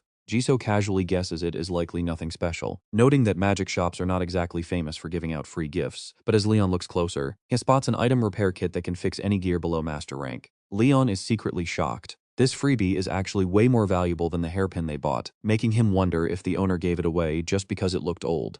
Jisoo notices his reaction. Keep it, I have no use for this stuff. Leon asks in utter disbelief he is really giving away such a premium item. Jisoo nods. It's fine. Leon excitedly hands him a hairpin. Happy with the deal, Leon suggests they disguise themselves first. Jisoo carefully scans the street, pointing to a quiet-looking alley they can use. Seconds later, their golden hair completely shifts colors and their eyes turn a striking jade green. Checking out his reflection, Leon is instantly amazed. Wow, this disguise is absolutely flawless. With their new looks ready, Jisoo casually steps back outside. With this, we can walk around without any worries. Ready, Leon excitedly agrees. Let's go. Sometime later, Leon's voice echoes over the sound of rushing water, asking why they are here when they should be volunteering. He gazes around the flour mill in pure confusion, questioning if they are still going to help out. Jisoo remains perfectly calm, gently stepping in to explain the situation. He explains that flour is on their donation list, so they need to inspect the quality first. Walking inside, he adds that this mill also bakes fresh bread to sell, and apparently, the loaves made from their freshly ground flour are highly unique. This opens Leon's eyes, as he admits he always thought mills only ground grain or pressed oil. Behind his calm face, however, Jisoo secretly feels a bit guilty. Naturally, Jisoo has an entirely different motive for coming here today. A man named Nicholas steps out to welcome them, saying he has been waiting. It turns out everything is going exactly as Jisoo planned. His real goal is meeting this man, who happens to be one of the few truly devout believers in the territory. Nicholas is highly famous for his generous donations and his vast network of connections. Jisoo figures that building a relationship with Nicholas will naturally grant him access to the temple, maybe even letting him meet a priest. Snapping back to the present, Jisoo asks if their order is ready, and Nicholas responds with a warm smile. Nicholas enthusiastically confirms it, turning around to point out the neatly stacked sacks. He says it has been a long time since he processed such premium wheat, adding that he is thrilled because there is not a single pest in them. However, Nicholas cannot help but ask why they need so much flour in the first place. Jisoo explains that he recently saw some starving children, felt deeply for them, and decided to step in with a donation. Hearing this, Nicholas is absolutely thrilled, calling it a wonderful decision. He asks if they have chosen a destination yet, allowing Jisoo to seize the perfect chance to ask for advice. Jisoo asks for suggestions, prompting Nicholas to stroke his chin in deep thought. Internally, Jisoo is anxiously begging for him to say the temple. Please say the temple. Just say it. Nicola asks if they would be interested in donating to the orphanage managed directly by the temple. Honestly, Jisoo is absolutely losing his mind with excitement right now, but on the outside, he maintains a completely calm expression. Jisoo calmly inquires if it is really run by the temple, asking how many kids live there. Nicholas estimates there are not too many, probably around 30, which makes Jisoo look a bit doubtful. Jisoo mentions he expected the temple to have much better facilities. Nicholas explains that while that was true in the past, things are quite tough now, and he heard the temple's subsidies were cut recently. Realizing this is a sensitive topic, Nicholas gets slightly awkward, explaining that in a magic-first territory like this, religious organizations always face a hard time securing proper donations. He notes that proud magic families usually feel reluctant to support a temple-affiliated orphanage. As he speaks, Nicholas secretly sizes up the youth standing in front of him, assessing his high-class demeanor. Looking closely at the massive flower order and Jisoo's elegant bearing, Nicholas guesses he must come from a highly prestigious family. He silently hopes this new connection might finally improve the orphanage's difficult situation. Leon suddenly speaks up to interrupt, recalling that the mill also bakes bread. He points out that even if they donate flour, it will still take time for the temple to actually make anything with it. Excitedly rolling up his sleeves, Leon suggests they bake some fresh bread for the kids right away. He reasons that even with flour, the orphanage might still lack the other necessary ingredients to bake properly. Besides, he adds, the children would surely love receiving warm, freshly baked bread. Without any hesitation, Nicholas happily agrees to the plan, thrilled by Leon's generous offer. Nicholas proudly boasts that his bakery is famous for making the absolute best bread in the area. Hearing this, Jisoo suddenly freezes, realizing he was so focused on his scheme that he overlooked the kids' actual needs. Jisoo cannot believe he missed such simple details. Looking at Leon with newfound admiration, he realizes his older brother is always incredibly thoughtful, so he quickly chimes in, calling it a wonderful idea. Nicholas is instantly hyped. Awesome. The three of them head inside to prepare. Time to bake. On the table before them lies a spread of whole wheat flour and premium olive oil. Leon carefully inspects the ingredients, noting they have plenty of flour and olive oil, which guarantees the final taste will be absolutely amazing. Nicholas explains that they will be making a basic barley bread today, which is highly popular. He notes that while it is quite simple to make, it tastes delicious and children absolutely love it. With that, he rolls up his sleeves to demonstrate. He offers to demonstrate with a small loaf first. Nicholas begins measuring out the ingredients, carefully mixing the flour, salt, yeast, and milk in the proper ratio to form the dough. Next, he puts the dough into an olive-oiled container to proof. He explains each step while kneading with expert hands, then gently presses the risen dough to push out all the air bubbles. Finally, he mixes in some crushed sunflower seeds to form a smooth, perfect dough. That is it. Following the instructions, Jisoo quickly finishes a few of his own. He thinks to himself this is surprisingly easy. Compared to magic, this is unbelievably simple. Curiously, Jisoo glances over at Leon next to him. Is he finished? Even Nicholas pipes up, asking if the young master needs help. Meanwhile, Leon is casting some kind of magic spell on his own piece of dough. He murmurs that he just needs a bit more time, feeling something deep inside. Nicholas is speechless, simply nodding. So Nicholas decides to bake his own batch and Jisoo's first. The soft dough goes straight into the hot oven. A little while later, he eagerly pulls open the door to check his work, but finding a single lump of black charcoal inside makes them both freeze. Nicholas frantically tries to comfort Leon, explaining that too much flour can easily burn the bread like this. He says it is fine since it is Leon's first try. But right then, a heavenly aroma fills the air. Nicholas quickly turns to the other oven behind him. The eldest young master's bread is ready. Pulling out the baking tray to check. Brace yourself because what happens next is pure madness. A brilliant light blinds them all. This is a flawless whole wheat loaf. His cooking proficiency level instantly jumps to level 2. Nicholas stares in absolute disbelief at the crispy golden masterpiece. How on earth did the young master bake something so perfect? Nicholas is begging for his secrets. Leon just laughs awkwardly, saying it is nothing special. He softly whispers that this bread is all for the children. Leon's pure, sincere words leave Nicholas stunned. He says he cannot feed them like this every single day, but today he wanted them to eat as much delicious bread as possible. He adds that if the bread looks pretty, the kids will enjoy it even more. He only made a few simple slashes on top, never expecting it to turn out this beautiful. In an instant, Nicholas views the two brothers in a whole new light. He originally assumed they were just spoiled nobles playing commoner for a day. Now he realizes he was completely wrong. Even Jisoo is amazed, telling his brother he has a real gift for baking. Leon chuckles, thanking him. Meanwhile, Nicholas watches them, realizing they are pouring their entire hearts into this. Making up his mind, Nicholas makes a sudden request. He asks the young masters to keep baking here for a while because there is somewhere he absolutely must go right now. Jisoo is surprised but quickly agrees, apologizing for holding him up with their baking lesson. Nicholas smiles, saying it is no trouble at all, before turning and dashing out the door. He promises to return as fast as possible. Leon watches him run off, feeling a bit guilty. He wonders if they completely disrupted the busy man's day just to learn baking. Jisoo calmly reassures his brother, telling him everything is fine. He is sure Nicholas will return shortly, so they should just focus on baking. Instantly, Jisoo fires himself up. He vows to work his hardest to keep up with Leon's skill. Leon laughs, accepting the challenge. With renewed energy, they dive right back into making the fragrant bread. The progress bar for their apprentice baker title keeps ticking upward. Under Leon's careful guidance, Jisoo starts producing some incredibly delicious loaves himself. Before long, Nicholas's voice calls out. He announces his return to the young masters. Leon looks up, completely stunned. Nicholas is not alone. A massive crowd of townspeople is following close behind him, leaving Leon speechless. A friendly woman steps forward to explain. She says Nicholas usually keeps to himself, but he was so incredibly touched by the young master's kindness that he had to tell everyone. They all wanted to help out. Even Gia shows up to lend a hand, explaining that her blacksmith husband wanted to come for the kids too, but since he was busy, she came instead. Oh dear. Leon quickly presses a finger to his lips, signaling her. Gia stops, blushing slightly as she sets down a massive supply chest. The townspeople quickly unpack a massive mountain of ingredients, but one muscular lady completely steals the show. She slams down 4 colossal sacks of supplies at once, literally shaking the ground and leaving everyone staring in absolute awe. People whisper in shock, pointing out her massive biceps as the dream of every local farmer. Rumor has it she even wrestled a wild bear with her bare hands. Jisoo watches the lively scene with pure excitement, completely amazed by how many supplies the villagers brought. He happily whispers to Leon that things are going incredibly well. Leon smiles, deeply touched by the kindness of his people. Seeing the bright, happy faces around them, Jisoo begins to wonder, is this beautiful scene the result of putting your entire heart into the smallest of deeds? He feels deeply ashamed, remembering that his only goal was using Nicholas to get to the high priest. Jisoo looks at Leon and smiles. Once his brother fully recovers, he is absolutely certain Leon will achieve legendary things. Hours later, the massive pile of donations arrives at the temple orphanage in G territory. The director is moved to tears, thanking them over and over. She gasps that she has absolutely no idea how to ever repay the noble young masters for their immense kindness. Leon warmly tells her not to worry, saying they are just happy to help. Suddenly, curious kids rush over, sniffing the delicious scent. The director frantically tells them they must greet their guests first. Instantly, the small courtyard fills with the sweet sound of happy children. They giggle and marvel at all the new clothes and toys, their eyes shining with pure joy.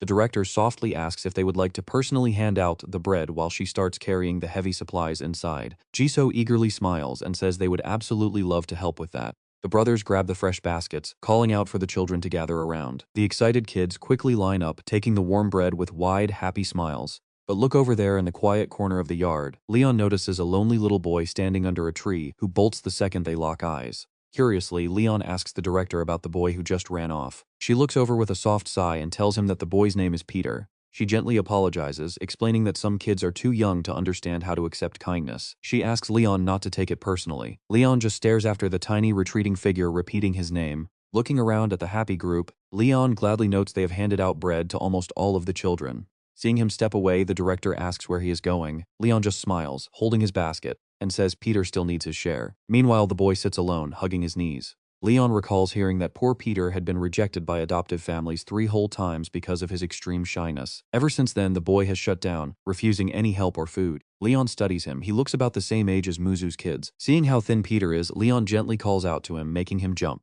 Sitting down, Leon gently offers a fresh piece. He coaxes him, saying the other kids ate everything, but this tasty slice was saved just for him. Peter frowns, trying his best to ignore the noisy stranger, but Leon just gives him a warm, bright look, waving the freshly baked loaf right in front of his face to tempt him. It is fresh, warm, and smells absolutely amazing. No matter how stubborn Peter tries to be, his growling stomach immediately betrays his hunger. Seeing the kid turn red and flop onto his back makes Leon smile inside, so he really was starving. Leon chuckles softly, thinking that if the boy were just acting spoiled, he would have kept teasing him. But since Peter is completely exhausted yet still stubbornly refusing, Leon decides it is best to just give the kid a little space and time. By the time the sky slowly turns a warm golden amber, the other volunteers happily say their goodbyes. The director heads inside, thanking everyone for their hard work. Peter slowly blinks his eyes open, realizing he fell fast asleep. Well, maybe that is for the best, since everyone has probably left by now. The kid sits up, grumbling to himself with a bitter scowl. What hypocrites, he thinks.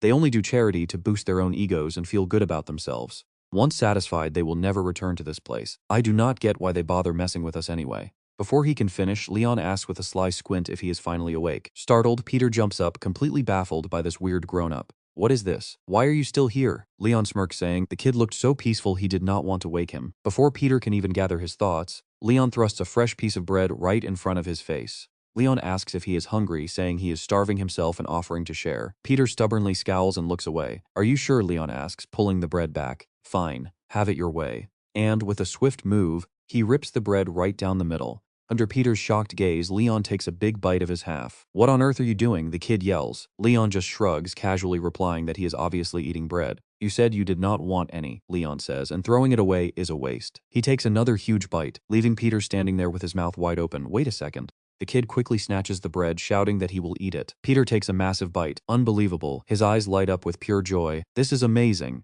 Leon smiles warmly as he watches Peter stuff his cheeks. Once the half piece is completely gone, Leon pulls out another whole roll and hands it over, saying this was actually his share, but he is happy to give it to him. Staring at the fragrant bread, Peter feels an odd sensation. It is quite strange, really. There are no fancy ingredients in it, just a totally normal, basic piece of bread. Peter stands there frozen in shock. Why does it taste so good? But look closely, this is where those painful memories of abandonment start flooding back to him, like a sad movie reel. People are always like that. Everyone who acted nice to him ended up leaving him behind. They used the excuse that he did not see them as real parents, discarding him all over again. The memory stings, making Peter press his lips tightly. He keeps devouring the bread. Dirty liars. Grown-ups are nothing but liars, he mutters. Leon cuts him off before he can finish. Peter, do you know something? He asks, holding the boy's gaze. When adults get upset, they usually lose their appetite and skip their meals. They do not realize it only makes them feel worse and leads to regret. But even though you are sad, you are eating happily without skipping a meal. The gentle evening breeze catches Leon's hair, revealing his bright, kind face. When he made the bread today, he hoped someone would truly enjoy eating it, so he is genuinely glad Peter likes it. Peter freezes, his eyes wide as a warm feeling washes over him. The touching moment lasts barely 5 seconds before Leon starts teasing him, asking if he is crying. Blushing furiously, Peter fires back that he is not crying. The bread is just too delicious. Leon teases, is that so? Peter grits his teeth, looking away. Yes, he mutters. He hesitates. Thank you, he shyly whispers. A soft, gentle smile spreads across Leon's face. Holding out his pinky, Leon promises to bake for him again next time and ask for a pinky swear. Stunned, Peter's a promise?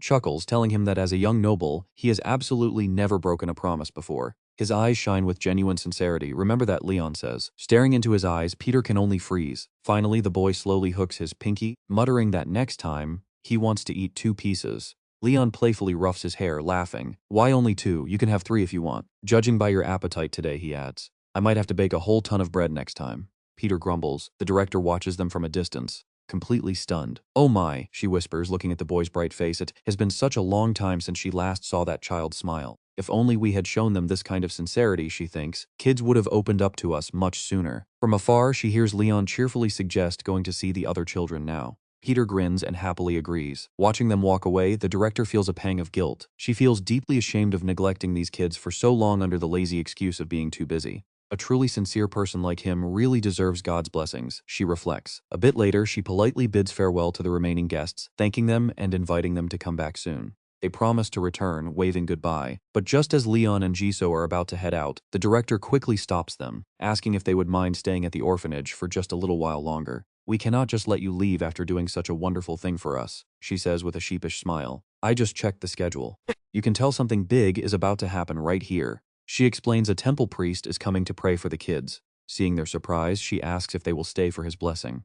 Jisoo places his hand over his chest. Yes, it worked, since you have been so thoughtful. Sister refusing would be rude. We would be honored. The director gestures for them to follow her inside. Outside, the loud clatter of carriage wheels echoes the priest is arriving. A tall silhouette appears behind the curtain, announcing he will be right there. The next day, Jisoo sits alone in a quiet parlor, replaying yesterday's conversation in his head. Brother, he had asked Leon, can we postpone your meeting with the priest for another time? Since that man is from the temple, Jisoo was worried he might try to harm his brother. Leon agreed easily, which caught Jisoo completely off guard. Leon stood up and explained that he just remembered some urgent business back at the main estate. Jisoo was utterly dumbfounded. Wait, that is it? Leon wore a bright, cheery smile while secretly feeling thrilled. Do not worry about me, Leon said. Just go handle your own business. It is time for my baking lesson, Leon said, heading out. Back in the present, Jisoo sighs. Maybe this is fine. His brother needs a divine blessing, and it would be bad if the priest held a grudge against their family. That is why Jisoo needs to meet him first to test the waters. Right then, the door creaks open and a deep voice echoes through the room. It is a true honor to meet you.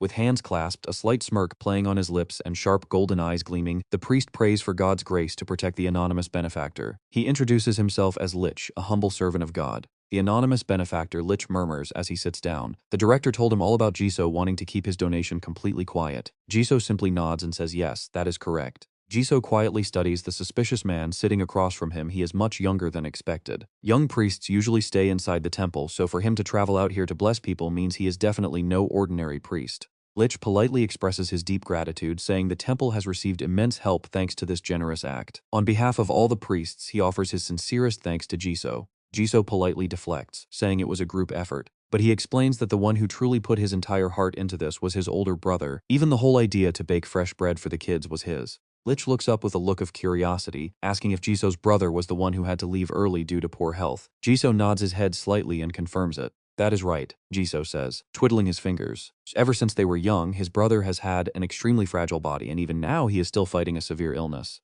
Looking up, Jisoo hesitatingly confesses that he did not come here just out of pure charity. He admits he intentionally set this whole thing up, hoping the priest could examine his sick brother. Lich narrows his eyes with a gentle smile. Please calm down, my benefactor. It is indeed a tragedy that someone as upright as you must suffer from such a relentless illness. I only came here in secret to avoid the watchful eyes of the temple. Watch this closely. Looking at Lich pushing his glasses, Jisoo wonders if he is being rejected. The priest's expression is completely unreadable, but then, out of nowhere, he speaks up 3 days from now. The priest clasps his hands, smirking. 3 days from now at this exact hour. Could you and your older brother come back here? Jisoo runs all the way home, bursting into the mansion and shouting out, "Oh my goodness, brother! Why are you still awake at this hour? With your health, you cannot keep staying up late like this." Caught off guard, Leon quickly lies down to avoid his brother's nagging. I just could not sleep. That is all. Leon awkwardly changes the subject. By the way, what is going on? Why did you rush into my room like that? Smiling brightly, Jisoo shares the good news that priest has finally agreed to examine your body. Hearing this, Leon sits right up. Examine my body. Jisoo nods and explains that the priest wants to help because he owes Leon a huge favor. Leon thinks to himself, but I only feel slightly weak right now. It is not like I am actually sick. Ever since his mana awakened last time, the mana shock has completely disappeared. Besides, he never even suffered from any chronic illness to begin with. Thinking back on his recent activities, all his running around lately has actually boosted his physical strength. Still, this is not a bad offer at all. He wonders, should I just accept his proposal and go? Leon makes up his mind and agrees. Alright, I will go. Jisoo's face lights up with excitement, really. Then his expression softens as he adds, but there is one thing. That priest wants to meet at the crack of dawn. Leon raises an eyebrow, asking dawn, when exactly? Jisoo answers, in 3 days. 3 days later at the temple orphanage, a disguised Leon glances at a bottle of water resting on the table. Is this high-grade holy water, he wonders. To think someone so young could create something of this caliber is truly impressive. Just then Jisoo, who had quietly slipped up behind his brother, calls out to him. Leon quickly responds to his brother, placing a hand over his heart. He bows slightly. It is an honor to meet you, priest. Lich clasps his hands together. May the grace of the Lord be with you both. It is my utmost privilege to meet such generous benefactors. Why don't we sit down and talk first? Once the three of them are settled in their chairs, Leon decides to address the burning question on his mind. Priest, there is something I am quite curious about. Lich warmly encourages him to speak his mind, so Leon asks, if you do not mind, could you tell me why you requested to meet at dawn? Priest hesitates for a brief moment. Actually, I recently had a dream about the two of you. Both Leon and Jisoo are taken aback. A dream, you say? Lich gestures with a subtle smirk. Yes, priests with exceptional divine power sometimes receive direct revelations from the Lord through their dreams. We call them prophetic dreams. Jisoo cautiously asks to probe further. May I ask what kind of dream it was? Lich chuckles softly. Oh, it is nothing too grand. I saw children sleeping peacefully in a field, and the two of you were standing right beside them. Your appearances back then were slightly different from how you look now, but it was undoubtedly you two. When I woke up, that dream left me with such an incredibly warm feeling. That is why I wanted to meet you in person. In his mind, though, Lich has another motive. He needs to confirm something. He observes them closely, wanting to see what kind of people these dream figures really are. Lich casts a sharp, analyzing gaze toward Jisoo. First, the younger brother is a mage. He speaks very politely, carries himself with elegance, and seems way too young to be wearing a disguise like this. He must belong to an influential family. In this region, there is a high chance he is from the prestigious clan. But is his real goal truly just to heal his older brother? It would be highly problematic if mages are trying to steal information from the temple, but he will find out soon enough after examining the brother. Turning to Jisoo, Lich speaks up. Now, as we agreed, may I begin the treatment? Jisoo nods slightly and stands up. Very well. I will step outside for a moment and leave him in your hands. Once Jisoo leaves, Lich approaches Leon. Let us begin. Leon politely thanks him. A second later, a brilliant green light radiates from Lich's hands, wrapping around Leon's body. Sensing that something is completely off, Lich raises an eyebrow in sheer confusion. Staring at Leon's back, Lich is in utter disbelief. The blessing was cast flawlessly, so why is his body showing absolutely no reaction? My divine power is definitely not that weak. Determined, he channels even more spiritual energy, wondering if he made a mistake somewhere. But even after casting it twice, Leon's unresponsive body leaves Lich completely shaken to his core. His face darkens as he gapes in shock. Unaware, Leon cheerfully turns back to look at the priest. Smiling gently, I actually feel so much better now. Rubbing his stiff shoulder, he adds with total satisfaction. Priest, I think this blessing is already more than enough. Startled, Lich stammers out no. His initially confident eyes are now clouded with deep worry. There are only 3 reasons why a body would not react to a high priest's blessing. First, a high-ranking mage is actively blocking the healing process. Second, the person is already perfectly healthy and has absolutely no need for a blessing to begin with. And lastly, they are destined for an early grave. Leon nods with a grateful smile. Thanks to you, I feel incredibly refreshed. Lich suddenly softens his voice, speaking with deep sympathy, my brother. If you ever need my help in the future. He steps forward and tightly grasps Leon's hands, lifting them with pity. Please come find me at the temple. Honestly, this scene is getting pretty intense. Come when the physical pain is too much to bear and you cannot sleep. Lich insists. A fiery determination burns inside the priest, while Leon, completely lost, can only nod yes. Opening the door to leave, Leon bids him farewell. Thank you so much for your kindness, priest. Lich smiles gently. It is nothing. Take care, and I hope we meet again. Watching Leon's retreating figure, the smile fades from Lich's face. He stares after him, praying with absolute devotion, may the grace of God be with you for the rest of your short days. Scratching his head, Leon mutters to himself, why do I suddenly feel so uneasy? Meanwhile, back at the estate, the carriage safely delivers the brothers home. Jisoo smiles happily. Brother, I am so glad you look much better. That dawn trip was definitely worth it. Leon smiles and agrees. I think so too. Massaging his shoulder, Leon happily thinks to himself that because he was already in perfect health, he did not really feel the divine power's full effect. Still, it is an incredibly useful energy. Casting it once should have been enough, yet that priest kept spamming it over and over. Thanks to that, his shoulder, which was sore from staying up all night baking bread, is completely healed and his muscle aches are gone. However, he looks at his younger brother with concern. Jisoo, you do not look well. Are you exhausted? The dark circles under your eyes are so deep. Jisoo smiles, trying to reassure his brother. I am fine. Turning to leave, he adds, I have to go now. I have mana training this morning. Leon is shocked. What? Leon sighs and mutters, you stayed up all night again.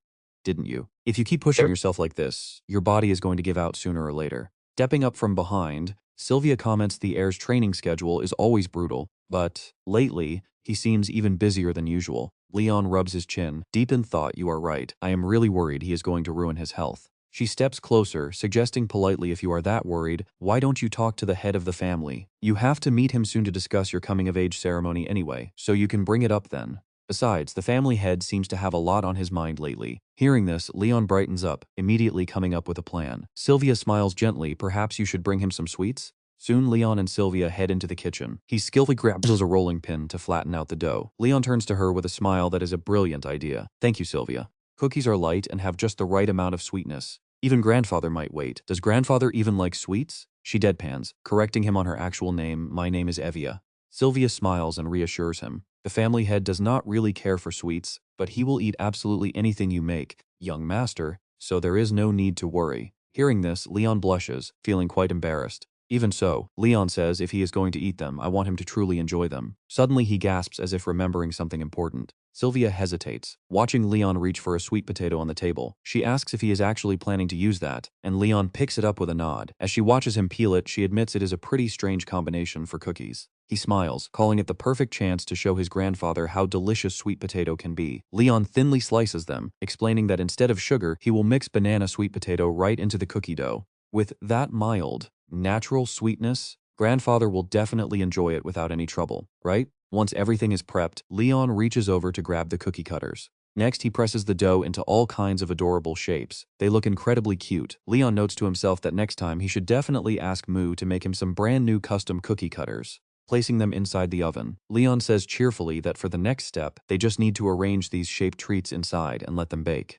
Staring at the freshly baked golden treats, he excitedly declares them finished. But look at this, a system status window pops up. Now why on earth does food have the exact same stat effects as a high-grade potion? Sylvia is quite impressed and praises him. You are truly amazing, young master. I only shared the basic dough recipe, so you practically made all of this completely on your own. She raises an eyebrow, suggesting that the final step of cooking is always tasting, so he should try one. Leon picks one up, agreeing that he should indeed have a bite. He lifts a warm cookie and takes a taste. The moment the sweet flavor hits his tongue, he beams with joy. Honestly, he thinks, this tastes even better than the chocolate chip cookies from his past life. A system notification flashes. Cooking mastery increased. Recipe saved. Sylvia gently advises him that while sweets help relieve fatigue, eating too many is not good for his health, but since these are not overly sweet, the patriarch will likely love them. Leon turns to her, sincerely thanking her for all her help. "Sylvia, you really were a huge help," he says. Sylvia shakes her head with a soft smile, replying that she only did her duty and suggests packaging them now. But Leon hesitates and declines. "I will handle the packaging myself, so you should go get some rest."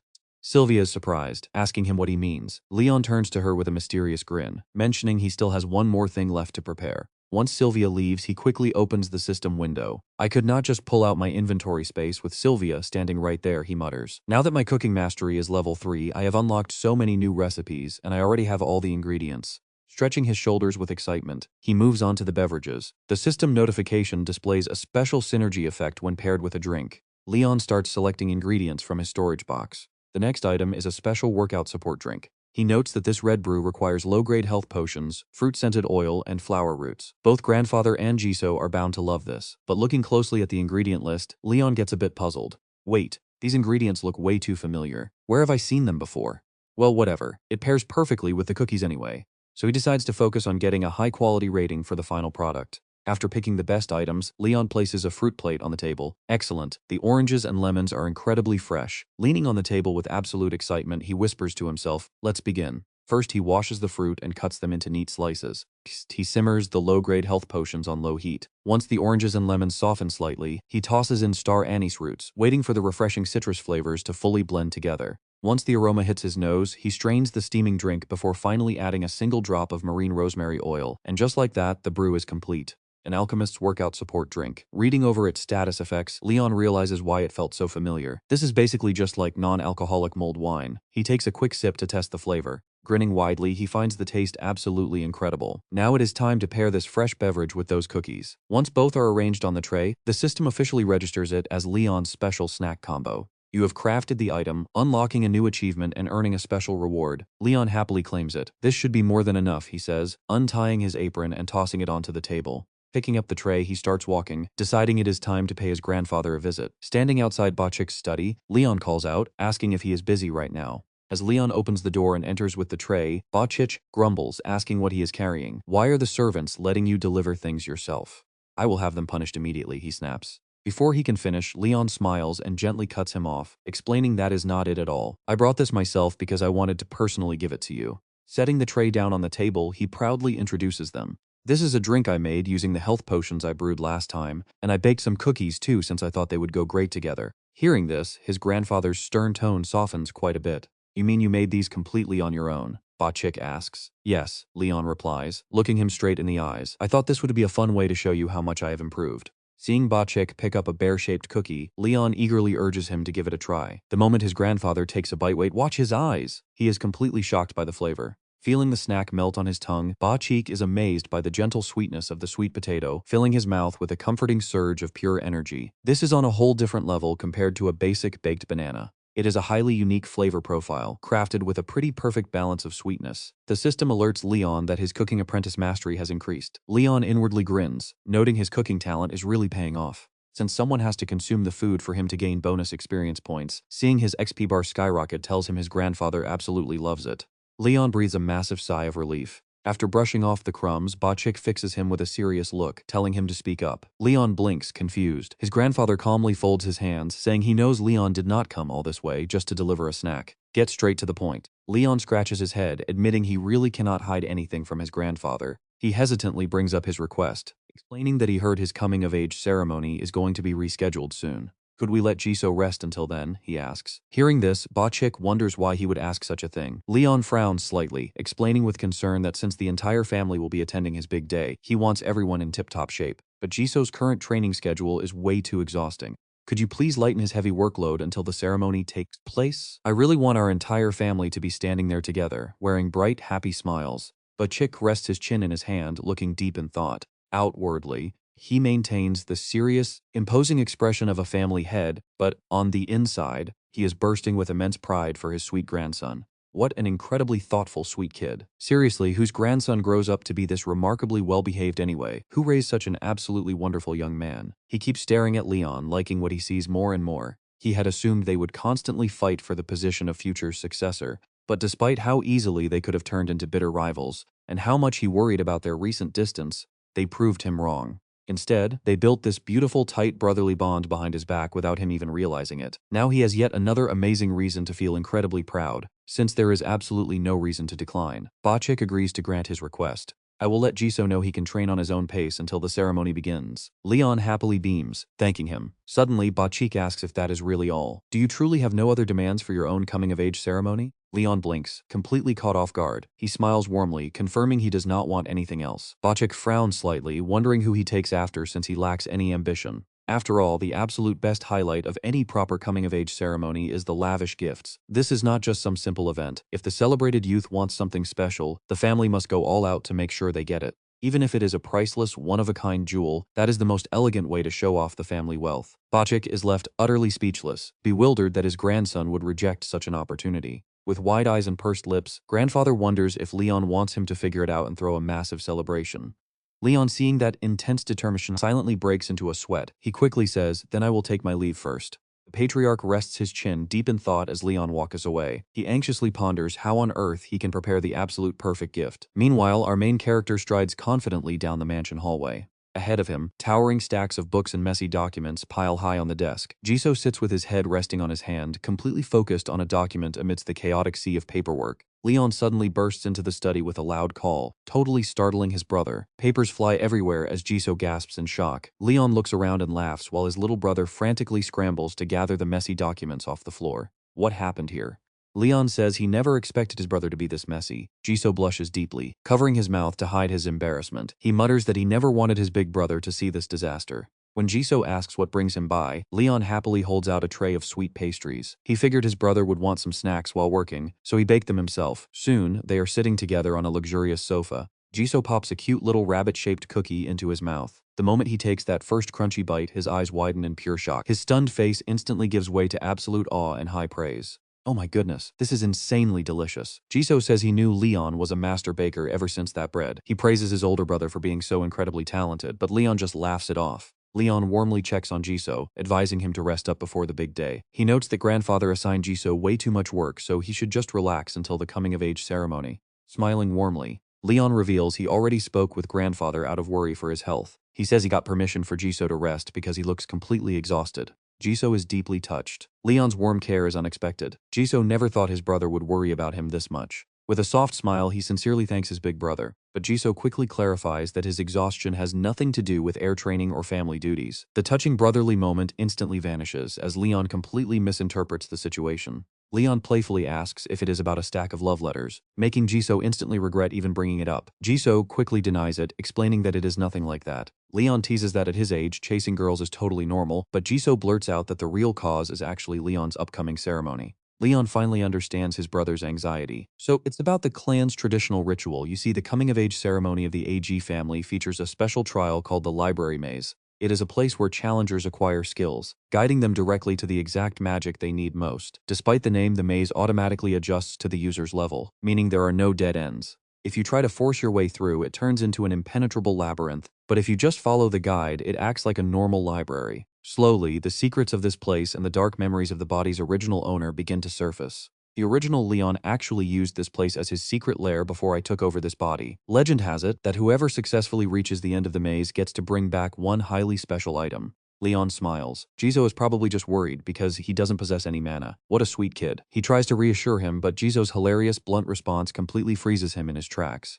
Leon tells Jisoo that the ritual is just a mere formality anyway, but Jisoo shakes his head, saying he is actually worried about the clothes. Sweating bullets. Leon looks up in utter confusion, asking clothes? Holding up a document, Jisoo asks if Leon has seen the outfit grandfather prepared for him to wear on his big day. Leon responds that he hasn't seen it yet. Oh, prepare yourself for this masterpiece. Jisoo slams the blueprint down, revealing grandfather's fatal weakness. It is a tight, neon blue bodysuit paired with green pants, a bright red cape, and matching red high heels. He has zero taste. It's a total disaster. They might as well cancel the ceremony because they are totally doomed. Both brothers sweat in sheer despair as their faces turn dark. Leon speaks up, saying he absolutely cannot wear this monstrosity, especially considering grandfather's status as an elite 8-ring high archmage. His brother nods tremblingly, completely agreeing. The two brothers hold their heads and scream in utter chaos. Leon wonders how a man who usually dresses so normally could suddenly undergo such a drastic, terrifying fashion change. Jisoo explains that up until now, Sylvia has always stepped in to stop their grandfather's fashion disasters. Leon is deeply touched, realizing Sylvia has been silently protecting them all along. He vows to stop this tragedy. Jisoo jokes that Leon should be grateful, adding that he wants the family to wear matching outfits. Moving ahead with the plan, Leon wears a simple cloak and warmly greets the local kids who cheer for him. Leon bends down, handing over a colorful bag of cookies with a bright smile. He says it has been a while and asks how they are doing, offering the treats he baked himself. The kids happily munch on the delicious treats, amazed by the premium gift. One of them wonders what brings the young master all the way here, and Leon admits he needs a favor. Sister Melania looks quite surprised by his sudden request, asking what kind of favor it is. Leon asks if she remembers the incredibly talented tailor who used to volunteer with them at the orphanage, wanting to find him. Can she introduce him? Andy's identity catches her off guard. Nearby, Thon and Lip run around happily, playfully begging each other for one more cookie. Leon vividly recalls the talented tailor's outstanding work in his memory. He explains that he caught a glimpse of the man's amazing skills back when they did charity work, and the tailor was incredibly skillful. He altered clothes for each orphan on the spot and quickly sewed new outfits out of simple scraps like a true master. Back in the present, Sister Melania ponders for a moment before responding to his urgent search. Leon says he needs someone with that exact level of skill, asking if it is too difficult. Sister Melania assures him she can arrange it, but her face quickly turns hesitant and she suddenly pauses. Leon asks if there is some hidden reason she is hesitant to introduce. She replies that he will understand once he gets there. Cloaked and carrying a bag, Leon heads out alone toward a desolate area.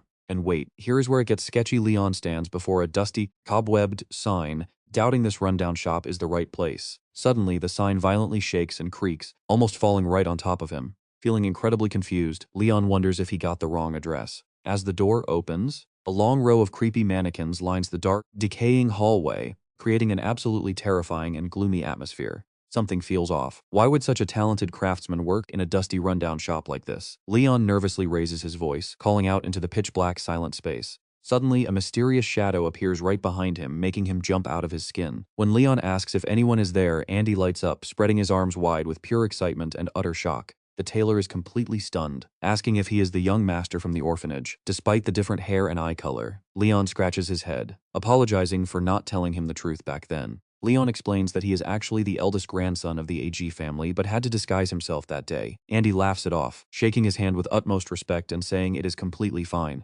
Andy says it is completely understandable for a young noble to have secrets. He wonders why someone of Leon's high status would travel all the way here, and Leon smiles, saying he is seeking an elite tailor. Andy is totally taken aback, sweating bullets as he asks why someone from the powerful AG family would ever patronize a humble tailor like him. Realizing his manners, he quickly cuts off his own rambling and leads Leon inside. He invites Leon inside to sit down and discuss things in detail. As Leon steps in, he is instantly drawn to the endless rolls of colorful fabrics and the prestigious awards and golden trophies proudly displayed on the shelves. Blushing with absolute excitement, Leon gasps, asking if that is the highest award from the Empire's most famous design competition. Andy admits he feels deeply embarrassed hosting a prestigious noble of Leon's status in such a rundown shop, quickly inviting him to sit while he prepares some hot tea. Leon happily responds that he brought along cookies so they can enjoy them together. Steaming tea is poured into the cup, and D says apologetically that he wanted to offer something more premium, but his current situation's pretty tight. Leon just smiles and says it is fine. He is absolutely shocked by this unexpected gift. Leon mentions he made these cookies himself, hoping he will like them. The tailor can barely believe the young master baked them. Looking at the cute bear cookie with a sweetheart in the middle, Undai suddenly remembers a certain old story. The young master once mentioned that the bread donated to the orphanage was also handmade, and honestly, that bread tasted quite mind-blowing to him. He decides to enjoy this sincere treat from the young master. He wonders what kind of taste awaits him. Thanking Leon, he takes a bite to try it out. With the very first bite, an absolute explosion of flavor completely conquers Undai's taste buds. It is a highly delicate experience. First comes crisp crunch, then a soft melt that feels wonderfully simple and comforting. Honestly, you can practically feel that perfect crunch melting in his mouth. At first, it tastes quite simple, like a rustic country boy, but then the flavor shifts into a powerful, dramatic romance playing out inside his mind, completely pulling him into a beautiful and vivid dream. A crown prince falling for a country girl at first sight. This bright, fluttering taste is exactly like the thrill of a first love. The incredible sweetness completely captivates him, leaving him totally speechless as he tries to find the words to praise it. Is it good? Calling this delicious is a major understatement, and D is practically gaping, calling it pure art, while Leon calmly sips his tea, looking incredibly cool and collected.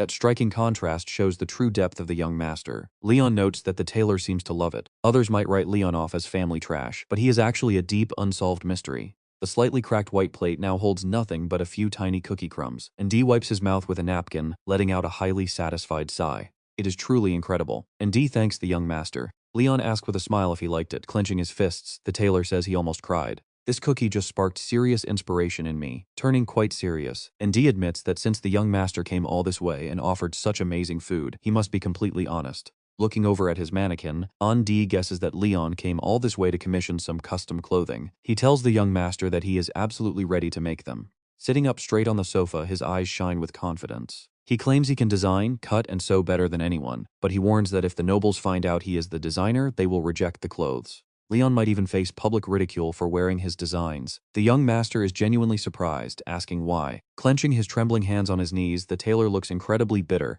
It is because he is the illegitimate son of a noble family. Leon realizes how easily these snobbish aristocrats look down on people outside their tiny circle. They claim it demeans their status, believing commoners should never touch luxury wear meant only for nobility. Hearing this, Leon silently wonders if he actually needs to care about pleasing those stuck-up royals. Once the rumor spread, even his old sponsors completely cut ties because they did not want any trouble. As they sit facing each other, and D suggests a safe way out of this. He suggests telling everyone the clothes were made by an anonymous rookie. But Leon interrupts, asking if he can take a quick look at some of his previous work first.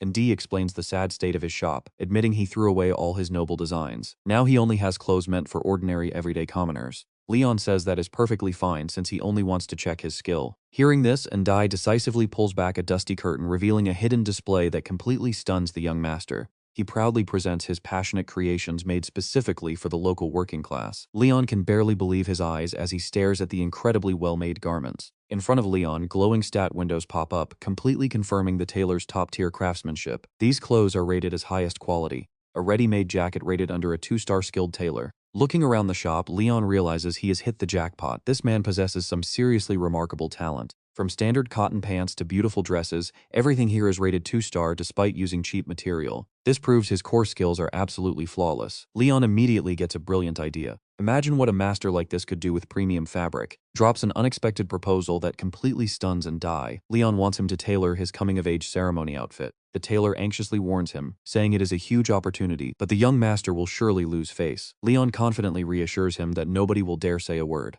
All Leon needs to know is if he can do it. Holding up 3 fingers, Leon asks for 3 complete outfits before the ceremony. The intense pressure makes Andy break a nervous sweat. Is it even possible? Leon confidently tells him he will take full responsibility, asking if the tailor is ready to play for keeps. Leon clenches his fist as the tailor feels a deep desire rise. The chance to create stunning clothes from premium fabrics, fully unleashing his raw talent without any worries, is just too tempting. Honestly, what kind of passionate tailor could possibly say no to an absolutely massive offer like that? Blushing with excitement, Andy eagerly accepts this wild challenge. Now highly motivated, the tailor asks what kind of design Leon wants and what details to include. But the young master responds with some pretty tough requirements. He wants them to look subtle, clean, yet highly elegant.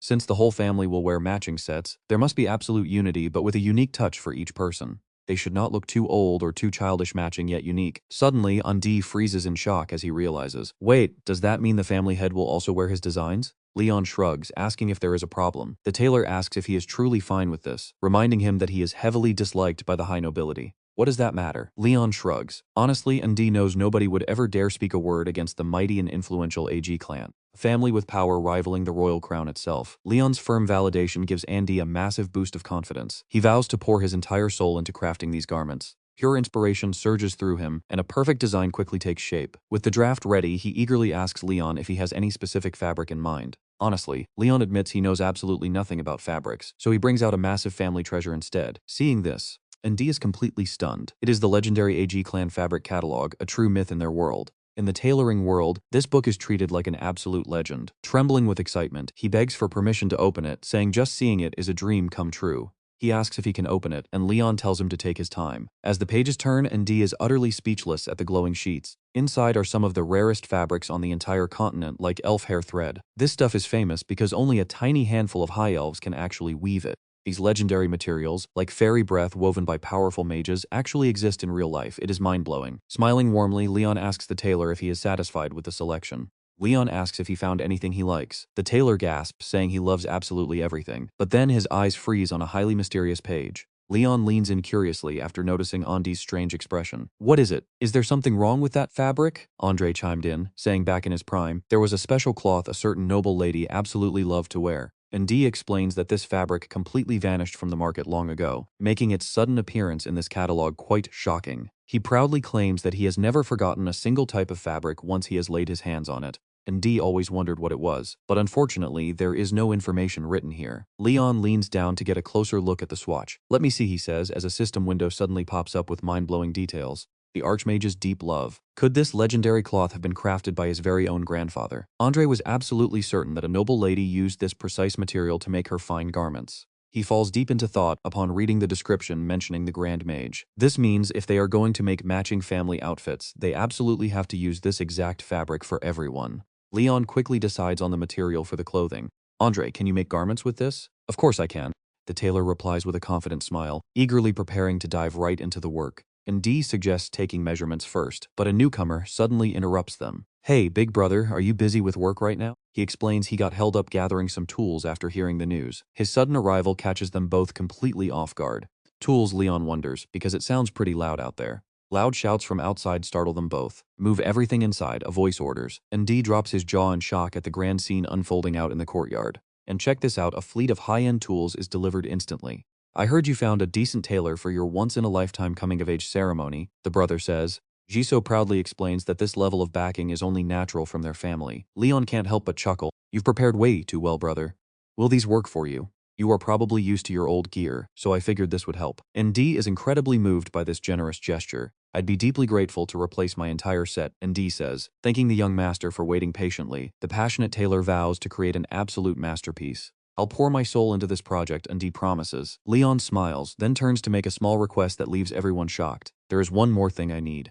Can you teach me some sewing skills in your free time? What? How could I dare teach you, young master? And Dai panics, terrified the young master might get hurt. No, seriously. If it is your first time, you will keep pricking your fingers. Plus, sewing machines can cause nasty accidents. But Leon tells him it is totally fine. Jisoo assures them he only wants to try it for fun, saying he doesn't plan on making anything hard, and Dee respectfully asks for the reason behind this. The young master's deep understanding touches the tailor deeply. As for the reason, after talking to you, I realized how much passion and skill you possess. I can also see how outstanding your eye for detail is. It would be a real shame if I couldn't appreciate the immense hard work and effort you pour into crafting these outfits. So I need to learn the basic techniques to fully grasp the creator's intent. And Dee is choked up by these thoughtful words. To think you'd understand so deeply, every single stitch holds a specific purpose. From the fabric cut to the overall structure, a tailor pours intention into everything, and Dai solemnly expresses his deep gratitude and loyalty. I am more than happy to teach you everything I know without holding back, and Dee says, before politely excusing himself. Is it alright if I take the second young master's measurements before we begin? If you have any questions about the tools, feel free to try them. Thanks, Leon replies as a golden sunset bathes the peaceful cabin.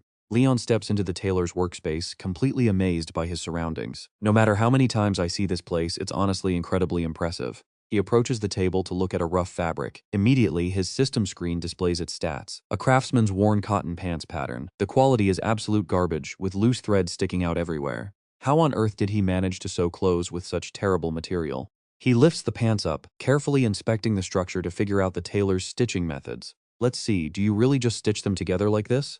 Should I try doing it myself? Looking at his clumsy hands, he realizes he hasn't been properly trained in the basics yet. Jumping straight to convenient magical tools feels like cheating, so he wants to do this the hard way first. Maybe I should try hand stitching first. But check this out, Leon suddenly remembers a perfect little cheat item he has in his inventory for this. Luckily, I have the perfect tool right here. A craftsman's repair kit. It is the exact repair kit he got as a freebie at that magic shop earlier. His hands start moving in a swift blur, pouring all his focus into finishing the piece. If I don't use it now, when else would I? Leon is absolutely stunned when he looks at the needle. Did its appearance just change? He gets incredibly excited about this unique magic item, which starts looking brand new as soon as he begins using it. Magic items are honestly so cool. It even threads the needle completely by itself. Sitting down at his desk, Leon eagerly gets to work. Let's see how this goes, he says, focusing entirely on his sewing as the warm evening light wraps around him. The sheer addictiveness of sewing catches him completely off guard. Why is this so incredibly satisfying? As he continues, Leon finds his mind growing unusually calm and focused.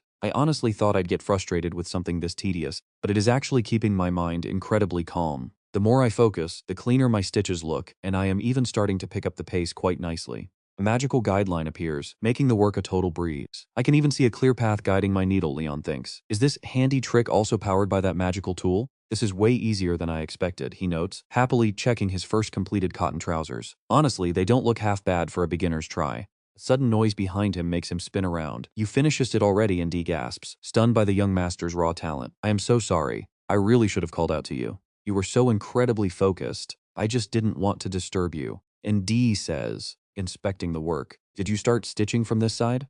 For a complete beginner, this is absolutely shocking. They are still a tiny bit uneven, but this is genuinely impressive. Looking at the pants, and D suddenly recalls a sewing technique he abandoned long ago. This is exactly what I forgot. Sweat pours as he eagerly dives in, remembering that hand stitching is the absolute core of high-end bespoke tailoring. I have been so focused on mass-producing ready-to-wear clothes that I almost completely forgot this. Lost in his creative world, and D completely ignores his surroundings. Yes, if I highlight this line, it will look way more elegant, and raising this section will create a beautiful focal point. If we secure that spot tightly, it'll be perfect. Looks like the old tailor has completely zoned out into his own little world again, doesn't it? The two decide to leave the busy tailor and head back early. Should we head home first? One asks.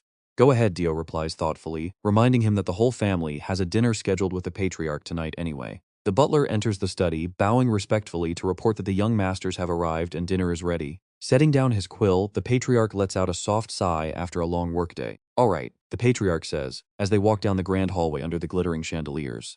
The butler breaks the quiet silence, noting how rare it is for the grandfather and grandsons to share a meal. That is right, we need moments like this once in a while. The patriarch's face turns serious as he speaks of important matters. He has no desire to work himself to exhaustion. Doing this is simply the best way to protect those kids. Taking on the emperor's workload is bound to be exhausting. The patriarch looks out the window, his eyes heavy with a deep, quiet sadness. Those damn royals, the war with the demon race ended 50 years ago, yet they still drain this old man. Seeing him so down, the butler quickly tries to comfort his master. How much longer do I even have? I only want to spend my remaining days with my grandchildren. Please do not speak like that. An 8th tier mage has a lifespan as long as an elf, after all. Is that not true? Let us say it is. He walks on, reaffirming his ultimate duty. It is rare for our main family line to gather like this. As head, I cannot be absent. You are absolutely right. The large dining room doors open, and servants announce his arrival in unison. The patriarch is here. Is it old age, or is my sweet-talking grandson softening my heart? Both brothers look up at the same time. Now I only want to live peacefully with the treasures my child left behind. But to do that, Leon smiles. We must never let anyone discover that child's potential. Hello, grandfather. He wonders about the sheer luxury of this family dinner. Do we really need to show off this much just for a simple family meal? The patriarch explains why this dinner is so special. Since our family is finally gathered, I had the chef prepare something unique. Leon recalls his lonely past, always skipping meals or eating patient food while his grandfather dined at the palace. Leon realizes the deep loneliness his younger brother had to endure, eating all by himself. He looks at Jisoo with a thoughtful gaze, thinking his brother must have been so lonely. Leon decides they need to gather more. That is right, we definitely need more days like this. He feels deeply for his brother's painful loneliness. He knew his younger brother must have been incredibly lonely, holding everything in by himself. He resolves to change things through these family dinners. From now on, for his brother's sake, he decides to ask the patriarch to host more family gatherings. Leon smiles, happy to help heal Jisoo's long-standing solitude. Jisoo, you will not have to eat alone anymore. The butler carefully pulls out the patriarch's chair, and everyone echoes his warm invitation to begin eating. The clatter of cutlery cuts through the silent dining room. Breaking the quiet, the patriarch asks about his grandson, Jisoo's task. How is your assignment going? Everything is being handled perfectly, sir. Despite his smooth reply, Jisoo cannot hide his inner tension. Feeling his grandfather's cold gaze, he silently notes that this is his brother's coming-of-age ceremony, delayed for 3 whole years. Is grandfather not even going to ask how Leon feels or what gift he wants? This tense atmosphere is not what Leon hoped for. Now watch, he has to take the lead. Grandfather, Leon summons his courage to ask, did you use to weave fabric for my mother? The patriarch does not answer right away, slowly taking a quiet sip of his wine. I have no idea what you are talking about.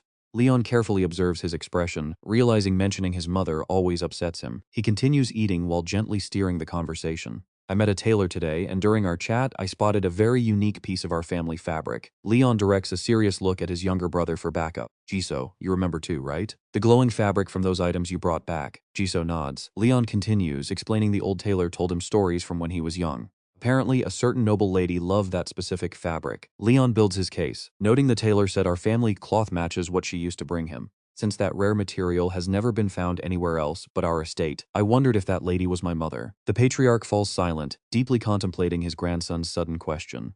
I see. The mention of their mother instantly casts a heavy dark shadow over the dinner table. It is the one topic this family desperately avoids. Still, they cannot just bury these memories forever. Being able to freely talk about the departed is the only way for this broken family to truly comfort and heal each other. Smiling confidently, Leon devises a plan to reconnect. They need a real breakthrough to bond. He will use matching family outfits as an excuse to bring everyone closer and make them smile. The patriarch finally speaks up, agreeing with his grandson. Leon, you are right. His sudden confession makes the entire dining room go dead silent. That fabric was indeed woven by my own hands. The shocked brothers ask why he did it. Swirling his glass, he looks back at a distant memory, replying it was nothing grand. It is only natural for a father to worry about his only daughter. The past rushes back, showing how every thread was chosen with pure love and protection. I feared she would fall and get hurt, or catch a cold in the rain. I chose the finest magic wool, weaving protective spells into every thread. As memories of his daughter fade in, he marvels that the cloth still exists after all this time. Jisoo looks down at the table, overcome with emotion. His mother's fabric. This is a side of Jisoo that he has never shown to anyone. He surely missed his mother. By holding on to my own broken heart, I left my grandchildren all alone. To shatter the gloomy atmosphere, Leon speaks up with a cheerful voice. I plan to make some suits with that fabric, but will we run out? Do not worry about running out, and stop overthinking. Thank you, grandfather. But the grandson's next question completely stuns him, almost making him drop his wine glass. When are you free to visit the tailor with us? What? The patriarch is utterly shocked. I thought only my two grandsons were wearing them. What are you saying? Of course you must wear one too, grandfather. Jisoo quickly chimes in with a very reasonable suggestion. How about we invite the tailor to the mansion instead? Great idea. The patriarch finally gives in to their cleverness. Fine, do as you wish since you are handling this. Leon, I will leave it to you. Thank you, grandfather. Leon silently celebrates his victory. With his grandfather's approval, there is no risk of the old man's quirky taste ruining his designs. Everyone is finally talking naturally now. He smiles brightly, a huge weight lifted from his shoulders. Now he can fully focus on preparing for his coming-of-age ceremony. The mansion's atmosphere becomes warm and bright, and from there, everything goes smoothly. Andi arrives at the estate and professionally begins taking their measurements. With Andi's help, the suit preparations run like clockwork. Maidservants and staff are busy getting everything ready, putting up decorations for the upcoming ceremony. The family's unity makes preparations fly by. With support from grandfather and Jisoo, things are easy. Do not push yourself, brother. Let me handle the trouble. Are you really worrying about money under my roof? Honestly, Leon barely has to lift a finger. Needles and threads are prepared for the final touches. But thanks to this, he has plenty of free time to dedicate to his tailoring practice. He starts a sewing session, but something feels slightly off. Everything seems normal, but wait, look at this. A sudden alert pops up right as he is sewing. A new talent has awakened. Tailoring mastery has officially reached apprentice level 1. Instead of celebrating, Leon feels deeply suspicious. A screen should have popped up, so why is nothing happening? His growing doubt quickly turns into real dread. But why? Even if it is not as good as back when I was a blacksmith, the quality of my work should still be pretty decent. I made everything by hand without using any magic machines. So why hasn't my talent awakened yet? I did not skip a single basic step this time. He quickly dismisses his rising fear, trying to find a logical explanation. Is it possible that I just do not have any talent for tailoring? No. Do not jump to conclusions yet. Think about how many hours I spent stitching. If I really lacked talent, it would probably be in cooking instead. He starts questioning the core differences between these two skills. So, what exactly is the difference between sewing clothes and preparing food? Is it the tools, or do I need a master like Elviana? This doubt is rapidly turning into pure absolute dread. But wait, here comes a sudden distraction to break the silence. My alchemy relies more on the tools than a teacher, so where exactly is the snag? Right then, Sylvia rushes in, flustered to report on the outfit preparation. Young Master Andi has finally arrived, she says breathlessly. Are the clothes finished already? It seems so, but his expression looks a bit strange. Leon is completely puzzled by her hesitant attitude. A strange expression? Yes, she replies. It is almost as if. Sylvia's face is filled with anxiety and tension, looking as if something terrible just happened. Hearing this, Leon hurries down the hallway. Uncle Andi has arrived, but something seems quite wrong. I escorted him to the drawing room. Do you want to see him right away? Walking quickly, Leon wonders what could have possibly gone wrong. What on earth does she mean by that? Leon pushes the door open and stands frozen in shock. The entire drawing room is filled with rows of glittering suits on display. Seriously, did he literally bring his whole dressing room over here? He marvels at the sheer scale of the clothing collection. How could one person carry all of this alone? Everything looks perfectly fine to me, Leon says, excitedly greeting his familiar designer. Uncle Anne, you are here. I have been waiting for you.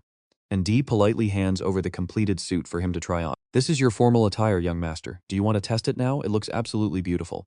Leon quickly slips into the meticulously tailored coat and stands before the large mirror, looking incredibly dashing. It is a masterpiece, but as he admires, he notices a deep shadow of worry on Andi's face. Is something wrong, uncle? You do not look happy. The old tailor looks hesitant, admitting that while the suit is undeniably gorgeous, there is just one tiny detail keeping him anxious. And boom, the system alerts him with good news, only to throw a bucket of ice water right after. An incredible outfit, but it is completely unwearable for the party. Seriously, what is actually missing here? Time to find the missing piece in E's and D's mind. Leon studies the outfit for a moment, then reaches up to touch his collar. I get it now, he mutters. The neck area looks way too empty. And D's cheeks flush as his eyes light up as if he just found a kindred genius. Exactly, young master. The suit itself is flawless, but it lacks key highlights. There is no tie, no bow tie, no cravat, not even a pocket square. Leon rests his chin in his hand, contemplating the fashion standards of this world. Right, in this place, those minor details are actually extremely important. Let me think. He envisions his grandfather and family wearing the clothes he designed. If everyone wears outfits in this classic style, his grandfather would definitely need a formal and elegant necktie.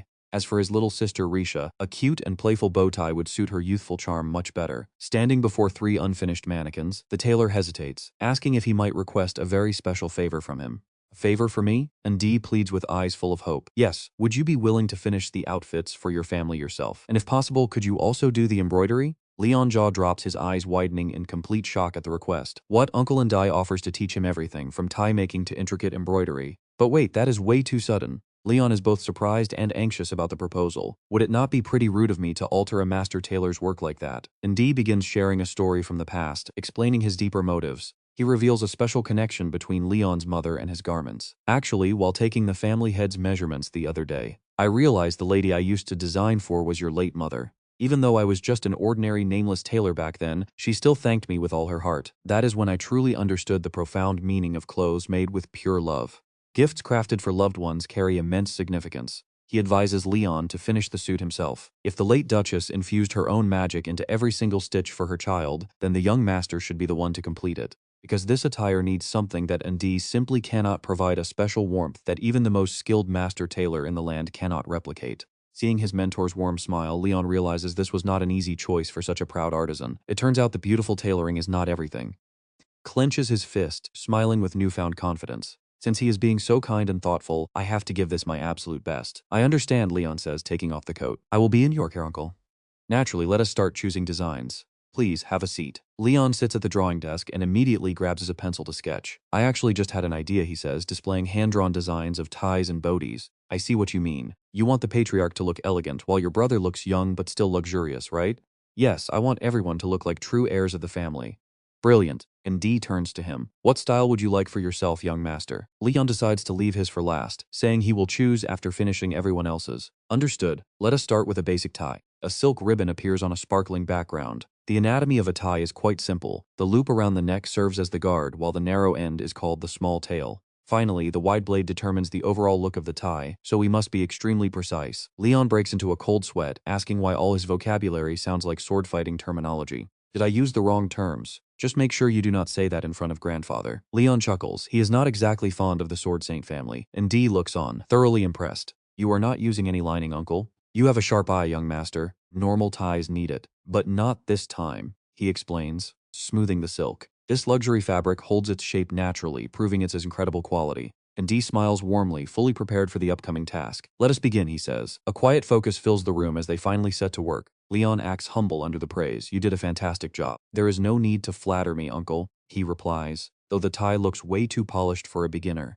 Now let us move to the embroidery stage. Do you have any design in mind for the stitching? Yes, I do. I want to incorporate our family crest. Leon explains the beautiful, deep meaning behind his chosen symbol. A family crest is like a brand logo. Give it a strong meaning, and it instantly looks amazing. Look at these leaves on the branches, uncle. It shows that our family will always stay tightly bound together. Oh my, that is truly beautiful. And D agrees wholeheartedly and encourages the young master to begin. Let us stitch with that sentiment in mind. He then shares advanced techniques for a flawless finish. The most critical part of embroidery is the texture. Master that, and your patterns will look incredibly smooth. Leon confidently promises to complete the task right on time. I got it, practice makes perfect, and there are absolutely no shortcuts here. Give me 3 days and I will have everything done. And D smiles with absolute faith in the boy's talent, promising his full support.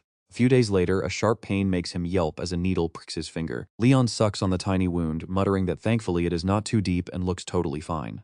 Over the next few days, I stitched like crazy, getting pricked more times than I could count. I quickly burned through all of Uncle Andy's practice kits and started drawing my own designs. I even intentionally avoided using the magical repair toolkit. If I constantly rely on its auto-guided help, I will never actually grow, so call me stubborn if you want. Leon collapses onto his desk in exhaustion, letting out a heavy sigh. It looks slightly better, but honestly, it still feels pretty amateur. This is seriously no joke. Getting poked by needles constantly is making me want to throw in the towel. Leaning back in his chair, he sighs in exhaustion, shoulder aching and eyes burning. He stares at the outfit laid out on the bed, standing in complete silence. Leon grips the fabric on his desk, determination returning to his eyes. No way is he quitting now, especially since his speed is finally picking up. Suddenly, a brilliant golden light wraps around his busy hands. A flashing gold quest notification pops up announcing a brand new talent tailoring. He has achieved rank 1 novice tailoring mastery. Finally, Leon's sewing skills are leveling up rapidly. After doing all the cutting by hand, he has reached rank 2 novice mastery. Riding this momentum to secure the 3,000-point achievement reward, he keeps meticulously smoothing out every crease. More system notifications pop up, and he pauses to reflect on how these crafting talents actually awaken.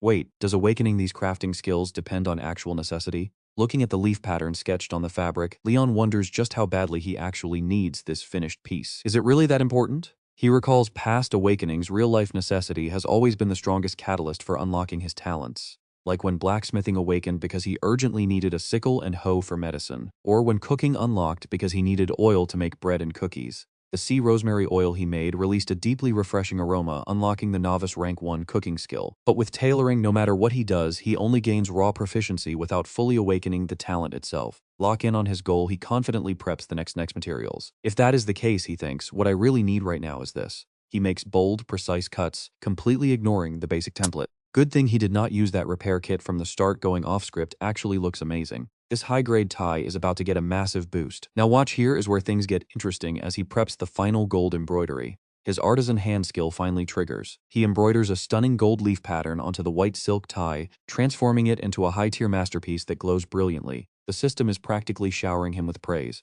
calling the quality completely unbelievable for a mere novice. This is a certified masterpiece. The moment he pairs the tie with the main suit, the system registers them as a matching set, triggering a resonance effect that boosts his stats. Leon stares at the gorgeous outfit, cheering out in pure joy that he actually did it. This masterful high-class suit is officially his very first 4-star creation. With the set complete, the resonance effect grants him an extra point. Leon looks at his interface, unable to hide his sheer joy. This is amazing, he really did it. Standing before him is an incredibly gorgeous top-tier suit. He cannot help but marvel at his first 4-star masterpiece. This suit regulates body temperature in any weather. Reading this, Leon is shocked to see it has a passive buff, while his great tailor achievement hits 1/3 completion. He grins ear to ear at the screen. If his and Jisoo's clothes look this good, he will clear this achievement in no time. Leon grips his shears, telling himself to stay calm and focus. The sharp blades begin gliding effortlessly through the soft fabric. His skilled hands quickly shape the white fabric into an elegant bow, finishing it with a gleaming gemstone that catches the light. Once the bow is pinned, another bonus effect triggers. Now it keeps the wearer warm while granting partial physical and magical immunity. With his progress at 2/3, Leon smirks sweet. Jisoo's outfit is done. He looks at the next outfit with a frown. Now his own clothes are the issue. He cannot wear anything too basic given his family reputation. Besides, the guest of honor showing up without a necktie would look ridiculous. But he also needs to avoid matching his grandfather or Jisoo. But a brilliant idea strikes him. He will shorten a standard tie and turn it into a sleek pin tie. Leon starts sketching the concept on paper. The centerpiece of this tie needs to be a jaw-dropping gem. Looking over at a nearby box, he decides to borrow one of his grandfather's vintage jewels. Staring at the glittering array, Leon smiles. This one is absolutely perfect, matching their family eye color to a T. He carefully mounts the violet gem onto the collar, grinning as it comes together. Fitting the gem finally completes the tie. Instantly, his great tailor achievement triggers as completed, unlocking a massive haul of sweet rewards. The system even awards him bonus cash for performing an extraordinary feat. Leon is stunned, wondering if he is seriously getting extra money. With over 100,000 points, he can easily buy out the entire store. He grins at the massive 25,000-point reward. The point shop is finally open. He is eager to check out the new store, completely oblivious to the footsteps. Wait, someone is rushing up behind him. Suddenly, the door is slammed open with a deafening crash. Leon jumps, stammering in shock to see Jisoo. His brother stomps inside, his face completely dark. He snaps at Leon, pointing out his coming-of-age ceremony is literally tomorrow. Yet he is still stuck sewing. He heard his brother has pulled 3 consecutive all-nighters, warning him he will pass out before the party even starts. Leon breaks into a cold sweat. He only stayed up because he was fighting a brutal system deadline, but how did Jisoo find out? With a deadpan look, Jisoo demands he go to bed this instant. Shaken by his brother's icy glare, Leon squeaks in terror. Right on cue, Sylvia suddenly appears, happily wrapping Leon up in a giant blanket like a burrito with a bright grin. Sylvia happily agrees, bundling him up to take him to bed. Wrapped like a human cocoon, Leon sheds silent, helpless tears, screaming that there is no way he is sleeping. The system shop just unlocked. How can they force him to sleep before he even gets a single look? Just a quick peek, he begs, please let him see it. Meanwhile, the bright morning sun rises, casting golden light over a majestic, towering castle. Inside the grand hall, a soft voice calls out to Leon. Sylvia stands beside him, admiring his look and mentioning that he looks exceptionally dashing, especially with that tie which suits him perfectly. Leon lets out a relieved sigh, glad to hear it. Inside, he is incredibly satisfied all that intense all-nighter labor has finally paid off. Though he fainted the moment his back hit the bed, Beatrice is now dabbing her happy tears. Nearby, Sylvia watches with a warm, gentle smile. She gazes at his tall figure, reflecting on how the frail boy she raised is finally celebrating his adulthood. Time really flies, she once feared. This day would never come. Just then, Jisoo greets his brother with a bright smile. Leon blinks, asking if Jisoo was waiting for him. The younger brother nods softly. Raising an eyebrow, Jisoo proudly announces that he will be escorting his brother from here on out. The massive doors creak open to reveal a bustling, energetic ballroom filled with laughter and celebratory chatter. Jisoo reminds Leon that he is the star of the show. Elegant music from a live orchestra echoes through the luxurious hall. A young lady looks around the room, amazed by the stunning decorations and grand style of their family. Beside her, a middle-aged noble chuckles. This is way grander than any royal banquet. Another guest, wineglass in hand, turns to chime in. I heard Marquis Bautric and his eldest son were at each other's throats, but apparently it was just baseless gossip.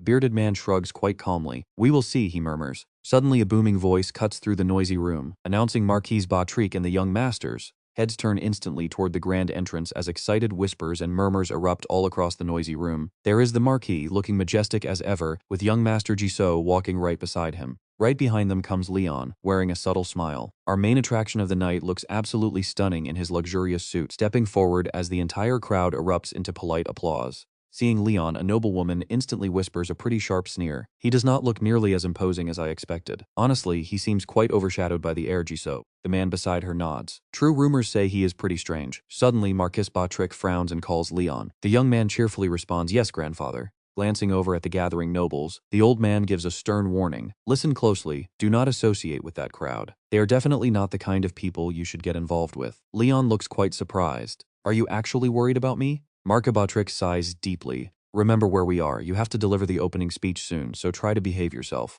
Seeing his grandfather's deadly serious expression, Leon cannot help but chuckle softly. Do not worry, I won't do anything to disgrace the eldest grandson of the AG family. Internally, though, he smiles. The old man really does care in his own sundry way. Adjusting his collar, Leon calmly reminds himself that he has absolutely no desire to waste his breath on a bunch of spineless flatterers anyway. My only goal right now? Secret. Bowing politely to the crowd, he begins his introduction. Good evening, everyone. I am Leon AG, and today marks my official coming of age. He aims to leave a lasting, positive impression of his family on everyone present. Speaking with absolute confidence, Leon continues. Thank you all for coming tonight, especially the future leaders who will soon guide our great nation. Watching this unfold, Jisoo suddenly freezes in his tracks. He stares intently at his older brother, completely stunned by this unfamiliar sight as a quiet question arises in his mind. Has my brother always been this reliable? Nearby, a young noblewoman whispers. Leon looks remarkably attractive today. The girl beside her nervously breaks into a cold sweat. So I am not the only one who noticed. It is pretty hard to describe. But wait, look closely at his outfit. The lady in the yellow dress tilts her head, pointing out how unique his suit actually looks.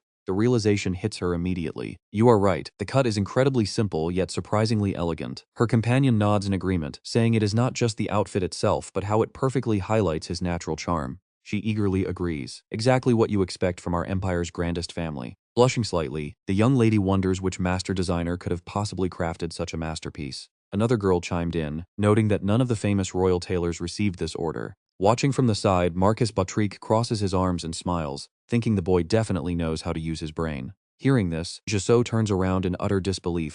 With slightly flushed cheeks, he stammers out a question, wondering if his older brother had actually managed to calculate everything to this extreme detail. The Marquis ponders for a brief second before a small smirk appears on his face. I am not entirely sure, he murmurs, but the boy has always been incredibly quick-witted, just like someone I used to know. Meanwhile, Leon's gentle voice rings out. Please feel free to enjoy yourselves to the fullest until tomorrow morning. Relax and let your hair down tonight. Once again, thank you so much for traveling such a long way to join us. I will now take my leave first. Smiling brightly, he wishes everyone a wonderful evening. Applause. Loud and thunderous applause instantly echoes throughout the decorated hall. As soon as Leon steps down from the stage, Jisoo rushes over, looking completely thrilled. "Brother, you were absolutely amazing up there." Staring with pure admiration, he asks how he even found the time to prepare such an incredible speech. "Did you secretly practice this?" Leon lets out an embarrassed chuckle, waving it off. "Not at all. I just kept it pretty simple. But thanks for the compliment." Inside his head, a smug thought crosses his mind. Those long, painful years of working in a Korean office definitely paid off here. Right then, Marquis Batrique approaches with a highly satisfied look, noting that the family bloodline never lies, even without mana or a flashy aura. His grandfather smiles. "Well done." Leon warmly thanks him, and then Marquis Batrique gestures for them to move inside. "Now then, let us head inside and properly enjoy the celebration." On the table, wrapped in a rich red cloth, sits an array of mouth-watering dishes, accompanied by the sweet, soothing violin melodies echoing through the hall. Whirling his red wine slowly, the Marcus looks over with a curious glance. "So tell me, Leon, have you finally made up your mind on what item you will be bringing to the upcoming labyrinth ceremony?" Raising his glass, the young man takes a quiet sip. His grandfather watches him, silently recalling the ancient rule that whatever a person receives inside the labyrinth is heavily influenced by the item they choose to carry. Carrying a spellbook grants deeper magical knowledge, while carrying a staff unlocks devastating offensive spells. For any ordinary mage, the results are pretty predictable, but since you are not a mage, your path is a complete mystery. Toying with his wine glass, Leon hesitates just a moment. Then he smiles confidently. I think I will just bring one of the potions I brewed myself." Internally, though, Leon is secretly sighing at his own lack of options. He has absolutely zero magical talent, and his current inventory lacks any kind of decent, high-grade equipment. Honestly, when you think about his situation, it actually makes total sense for him to just carry the item he had painstakingly crafted with his own 2 hands. Marquis Batrique falls silent for a moment before letting out a soft sigh. Indeed, that is a pretty practical way to look at it. Ultimately, the labyrinth will grant you knowledge suited to your current strength. But there is one more thing. Are you at all interested in politics or claiming the position of the heir? Leon answers instantly. Definitely not. Absolutely zero interest. This leaves the Marquis quite taken aback. Answering so incredibly fast. Sensing his grandfather is still somewhat skeptical, Leon immediately double downs on his stance like his pants are on fire, reinforcing that he absolutely wants nothing to do with it. "Never. That will never happen, grandfather. Besides, Jisoo will surely be our next family head." Hearing this, Jisoo looks at his older brother with pure tearful gratitude. Clearing his throat, Marquis Batrique turns his gaze to his younger grandson. "If that is the case, Jisoo, can you swear to protect your brother as if he were your own life?" The boy immediately places a hand over his heart. "Yes, I swear on our family honor and my own mana." No long dramatic ritual follows. The old man simply takes a sip of wine, clears his throat, and mutters, "It is settled." Completely ignoring the bewildered stares of his 2 grandsons, Marquis Batrique is celebrating victory. He never imagined this troublesome succession issue would be resolved so easily. Bragging to the world sounds tempting, but looking at the bigger picture, the only major threats currently facing the AG family are the royalty and the Sword Saint clan. Those lingering thoughts make him turn an irritated gaze toward the distance, where Kai and Taeroot are dining together. Those old royal fogies are currently suffering from massive headaches, completely consumed by their own bloody battle for the throne. So we have nothing to worry about. For now, but just when things seem calm, Marquis Batrique glances at Laentia. The real problem lies with the Bent family. Their bloody succession purge, which they politely call a transition ritual, only recently came to an end. Rumor has it that a young girl carried the weight of all that bloodshed to single-handedly rebuild their entire house. Honestly, it is hard to believe we live in such a barbaric era where things like that are allowed to happen. But on the bright side, their internal chaos gives us a pretty massive advantage. Still, they are highly sensitive right now, so it is best to avoid them completely. Grandfather Bachich realizes he has been quiet for too long, so he clears his throat to speak. "All right, Leon, I understand your thoughts now, so go ahead and live your life however you want as a member of our family." When Leon squints with a polite smile, asking what happens if he causes trouble, the old man gently gives him a pretty short and simple answer. "Go ahead and try if you want." But the way grandfather drags his sentence out without speaking directly leaves Leon quite confused. However, what? Suddenly, grandfather Bachich lets his hidden mob boss personality show through. "If you get hurt, I won't let it slide," sending cold sweat down Leon's neck. He realizes he might get beaten to death by his own grandfather long before any trouble actually kills him. Leon quickly bows deeply to show his absolute determination. "I will live a quiet, peaceful life and take excellent care of myself, grandfather." Finally hearing what he wanted, grandfather Bachich happily nods and gives the command. "Good, let's finish our meal now." The party goes on for quite some time until Leon finally gets a brief moment to enjoy his drink alone, watching the lively crowd from a distance. Thanks to that little chat, he gets to stand off to the side, letting his mind wander. Both grandfather and Jisoo are trying so incredibly hard. Dealing with these annoying nobles really is an exhausting chore. He slowly hands his half-finished glass back to the waiter, his mind still racing with thoughts. "But I also have my own business to take care of here." Out of nowhere, Alex approaches him with a highly curious look.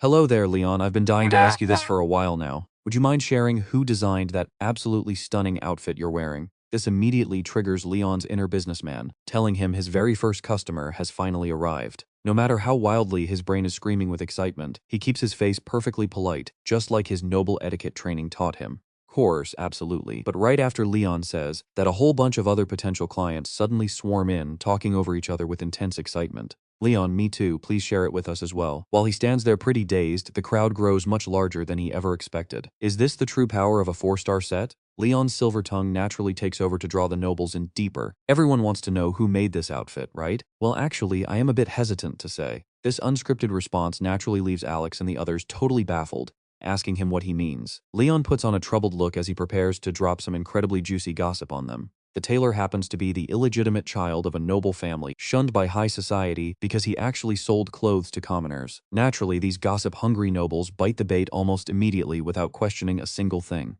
Oh my, are people still looking down on a master tailor for something like that? The factions backing the first prince tend to be pretty uptight about those matters. Hearing the royal family mentioned in their whispers, Leon freezes for a few seconds. Wait, now that I think about it, isn't the second prince an illegitimate child too? Maybe Uncle Andy became a victim of public rumors due to the shadow war between the two princes. Still, Leon quickly puts back on his highly professional, friendly salesman voice. Anyway, because of that, I can introduce him to you. But if that makes everyone uncomfortable before Leon can even finish, the nobles laugh it off, clamoring excitedly. Not at all, please tell us right away. We only care about the quality of the clothes. Getting their solid confirmation, Leon wears a confident smile before introducing the mystery man. Since everyone is so eager, it would be quite rude of me to keep hiding his name. Let me introduce him. The master tailor behind this outfit is Andy. His shop is located in the southern territory of our family estate. Alex, who had been waiting for this name, gasps in absolute shock immediately. I had a feeling it was him. I kept wondering where he vanished to, and it turns out your family has been protecting him all along.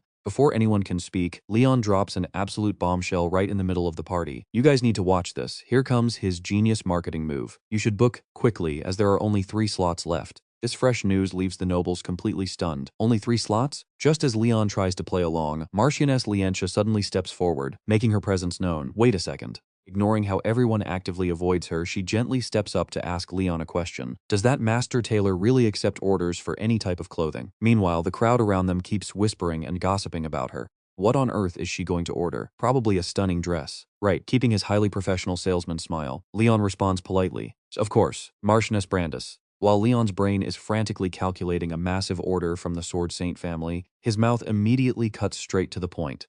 If you don't mind, may I ask what kind of outfit you'd like to order, milady? Lientia seems to have fully anticipated this question, answering immediately without the slightest hesitation. I plan to order some training wear and comfortable everyday clothes. But her very next words send cold shivers right down everyone's spines. My old outfits are all torn up and completely unwearable now. The chilly, terrifying aura radiating from Lientia scares the other nobles so much they start fleeing immediately. Oh dear, my back suddenly hurts so much. Oh my gosh, my head is spinning and I totally forgot to turn off the stove at home. Heavens, suddenly have an urgent matter to attend to. We'll book with you next time. Just like that, the entire grand hall empties out, leaving only Lientia and Leon behind in quite an awkward silence. Well, since rumors say she is the sole survivor of that blood purge, it's pretty understandable why they're terrified. But a customer is still a customer, so there's really no need to care about those silly rumors. That rational mindset helps Leon calm his nerves as he switches right back into friendly salesman mode. Since it's quite a large order, it might take a bit longer than expected. Would that be alright with you? Lientia doesn't even hesitate before agreeing. That is absolutely fine by me. Do I need to pay a deposit up front? Leon doesn't need to think twice before giving her a highly appropriate response. The moment Lientia walks away, Leon cannot help but let out a massive sigh of relief. He really didn't expect things to end this easily. Now, moving on, he quickly turns around to address the crowds that had scattered earlier. The remaining slots have been booked in a flash. Is there anyone else who wants to sign up for our waitlist? Just like that, he manages to sign up a whole bunch of potential clients, leaving him with a booking list almost as thick as a standard notebook. After some time passes, he looks at his notebook and can't help but grin from ear to ear. Nice. Uncle Andy will definitely be thrilled with this many orders. Suddenly, Sylvia appears out of nowhere to give him a quiet update. Young master, the family head has announced that your test is fully prepared. Leon nods without a second thought and replies, yes, I'm on my way. A moment later, Leon stands in front of Grandfather Bachich's study door, looking a bit lost. Before he can open it, Tara suddenly appears and strikes up a conversation. As expected of the AG family's direct grandson, your magic reputation precedes you. You don't look worried at all. That fake sarcastic tone really annoys Leon to no end. He knows this guy is well aware that Leon actually has absolutely no magic ability whatsoever. Still, Leon has to force a polite smile and reply, but before he can even finish his sentence, Jisoo suddenly steps in to save him. Of course he isn't worried. Why would my older brother be worried? Jisoo's bold move of clashing directly with an opponent who has a stronger background makes Leon break out in a cold sweat. This kid looks exactly like grandfather right now. It's so different from how he usually treats me. Let's be real here, the first prince is exactly the kind of arrogant guy Jisoo would absolutely detest. He's capable, but deep down, he only cares about luxury. Not wanting to make a scene and embarrass himself, Terrace immediately backs down. I shall return to my seat now. Once those two princes finally walk away, Jisoo turns to his brother with a pretty worried look. He says the potion bottle is in here, wishing him safe travels. Leon nods back with real excitement. It is a complete 180 from his awkward self. Yeah, thank you. Slinging the bag over his shoulder, nostalgia floods his mind. This place holds so many memories. He came here diligently ever since he was a child. It was the only place for a kid who never awakened a single talent. This place was his sanctuary, his hideout. Rumor has it the first head hid a massive treasure here after the Demon War ended, but he still wonders what it actually is. Even the game legends call it a treasure, it must be insanely valuable. Suddenly Sylvia steps up, offering a razor-sharp dagger. He fully understands what it is for, so the young master just quietly thanks her. Without hesitating, he makes a small cut on his finger. Blood drips down, falling directly onto the cold stone floor. Instantly, the magic circle beneath Leon's feet flares to life. The entire massive mansion begins to violently shake, leaving T-Rut completely baffled as he enters the lobby, muttering how opening a simple door could cause such an earthquake. Completely oblivious to the panic of the guests outside, Leon focuses all his attention on the glowing tendrils of spiritual energy beginning to stretch toward him. They wrap tightly around his waist, dragging a panicked Leon straight into the rift behind the door. Now, the labyrinth library of the AJ family can sometimes be bypassed without any trials, completely depending on the will of the maze itself. But if someone enters with greed and tries to destroy it, this place instantly morphs into a deadly, inescapable dungeon. Right now, its terrifying energy is releasing a massive shockwave. And let me tell you, this tremor is no joke. The massive mansion shakes violently. Collapse seems imminent. The two princes completely panic, screaming to know what is happening. Telling everyone to watch out, the scene shifts. Leon, having been dragged inside, struggles to open his eyes against the blinding light. He immediately senses that something is seriously wrong here. Normally, the gates never react like this, leaving him to wonder what is happening. The second he sees what lies ahead, he lets out a terrified scream, realizing he is being dragged into a strange, pitch-black void within the library. Seeing the sheer terror on his family's faces, his chest tightens as he holds back a scream, desperately wondering what is about to happen to his grandfather and Jisoo. After what feels like an eternity, Leon's body floats helplessly inside a surreal magical dimension. Suddenly, the system interface pops up with a lengthy notification, not even caring if he has fully regained his consciousness yet. It states he has unlocked the Library Labyrinth achievement, granting him full access to every book here. His intelligence stat rises by 10, and his magic points permanently increase by 10. A high-purity mana circle is successfully formed. Meanwhile, back at the banquet hall, the violent, non-stop tremors have sent the entire crowd into a state of absolute panic. Shimmering candles flicker wildly as expensive wine glasses shatter across the floor. With everything spinning out of control, the wealthy guests scramble in every direction, desperate to find an exit and save their own skins. People scream for help, looking for the marquise, when, suddenly, the massive, colorful chandelier overhead begins to sway violently, snapping its heavy support cables in an instant. The giant fixture plummets, straight down. Alex is the only one who notices the danger, freezing in sheer terror as it falls. Just before the falling chandelier can completely crush her, a timely burst of magic from Beatrix deflects the debris away. Having narrowly escaped death, Alex regains her senses and whispers that they survived as Dubious screams out in pure shock. Shouting that this is Lord Beatrix's protective barrier shielding them, the panicked crowd begins to calm down. Just like that, the terrifying chaos inside the massive J family estate is temporarily managed. Meanwhile, standing on the balcony, Beatrix channels his immense magic to stabilize his domain. He urgently commands John to head down to the banquet hall and safely guide the guests out. Confirming he set up defensive barriers, John quickly bows in respect before rushing off. The moment they are alone, a panicked Jisoo steps forward to ask what is happening. Asking his grandfather what on earth is going on, Jisoo watches as Beatrix looks over the wreckage and sighs. Admitting the library is completely out of control, he asks if the princes are safe. Dropping his usual playful attitude, T-Rut steps forward to seriously report that the princes are safe because Jisoo quickly deployed protective magic. Hearing this, Beatrix finally lets out a sigh of relief. Glad that everyone is safe, he instructs Jisoo to send healers to the injured and arrange rooms for the remaining guests. Since he must guard the dangerous labyrinth entrance, he leaves the entire situation in Jisoo's hands. Suddenly carrying such a massive responsibility, Jisoo panics. Too dangerous. He strongly insists on staying by the patriarch's side instead of leaving him alone. But Batrick immediately shuts him down without a second thought, explaining that as the future heir of the family, he must step up and fulfill his duties first. Sensing the mounting tension, Tarut nervously chimed in, reminding the Marquise that they still have no idea what is happening inside the chaotic labyrinth. But the elder patriarch just shoots back with a stern look. Asking if they really think a minor tremor could threaten him, he wonders if his guests have always worried this deeply about his safety. Ordering Jisoo to leave immediately, his completely uncompromising tone leaves the young heir frozen. As a heavy silence settles over the room, the two princes step forward to hesitantly suggest that Leon will be fine, offering to help. Paying no attention to the princes, Jisoo silently worries for his brother. Soon, the three young men make their hasty exit, leaving the highly dangerous floor behind. Now alone, Batrick stares at the library gates with a heavy heart, muttering that the labyrinth's magic is highly unstable. He worries what will happen if Leon gets swept away, but a familiar voice suddenly interrupts. Asking why he is still staying in such a dangerous situation, Laentia appears, prompting Batrick to blurt out a question. Look at this, her next move is brilliant. He asks the Bentist family head why she stayed, but she casually brushes it off, asking why he seems so certain Leon is still alive.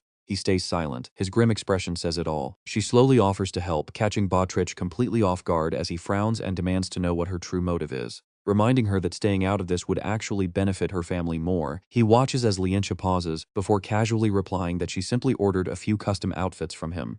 Stating she hates when her plans get ruined and will wait nearby, she leaves. The moment she exits, Sylvia steps out from the shadows behind Batrick with a quiet observation. Commenting that the girl is incredibly sharp, he makes the patriarch nod in agreement. Batrick then orders Sylvia to quickly erect a powerful magical barrier around the unstable entrance of the labyrinth. As Sylvia focuses her mana to cast the barrier, Batrick clears his throat and sternly warns her that this entire incident must absolutely be kept secret. He says they must focus on stabilizing the exterior so Leon can eventually find a way out. Meanwhile, completely oblivious to the chaos, our main guy Leon is leisurely lying on the grass, enjoying the fresh air. The beautiful natural scenery makes him so incredibly happy that he begins to hum a few light-hearted songs he composed himself. Listening to the melodious bird song and gentle breeze, Leon smiles in peace, until he suddenly notices a familiar system prompt flashing in front of him. Seeing the book Labyrinth achievement, he mutters to himself. This is absolutely driving him crazy. Seeing this achievement means he cleared the trial, but he has no clue what he actually did to bypass the entire labyrinth.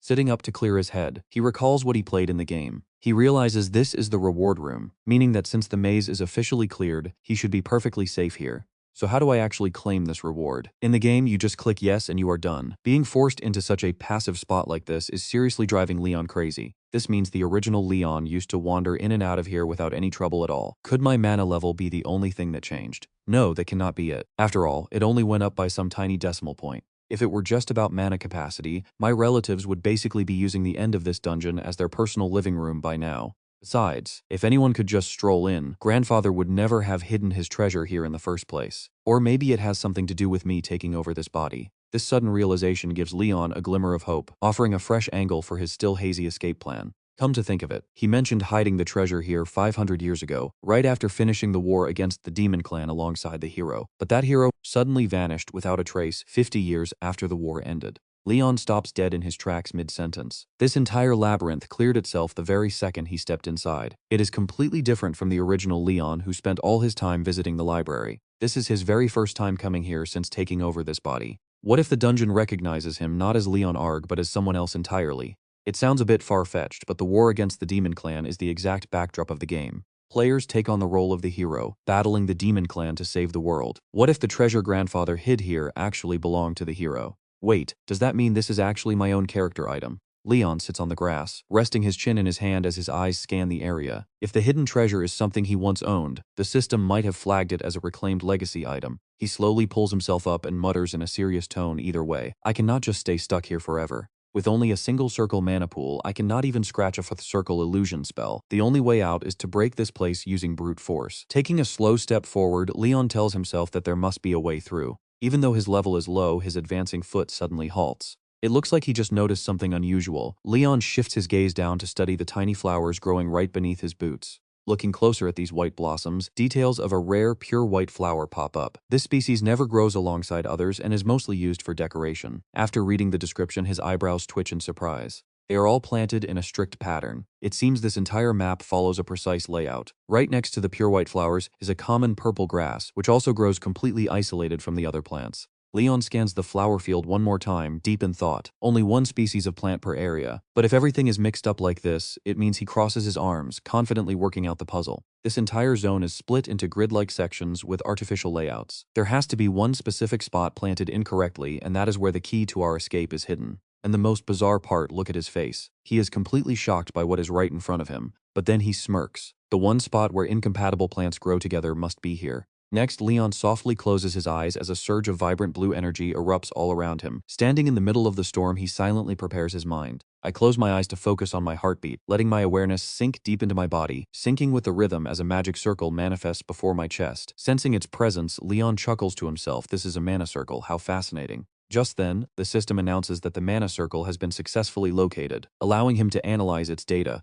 Leon shuts his eyes again, coaching himself through the next step. Alright, Leon, focus. Try to channel the mana flow directly into your eyes. As a sudden wave of raw power surges, his eyes snap open, activating the Witch Eye skill for over 10 minutes. The moment Leon spots glowing red nodes appearing across the flower field, his heart skips a beat. That was a close call. Almost every spot containing 3 mixed plants is rigged with a trap. He shifts his focus to another patch of flowers. Either there are no magic threads here at all, or it is set to trigger a new spell if handled incorrectly.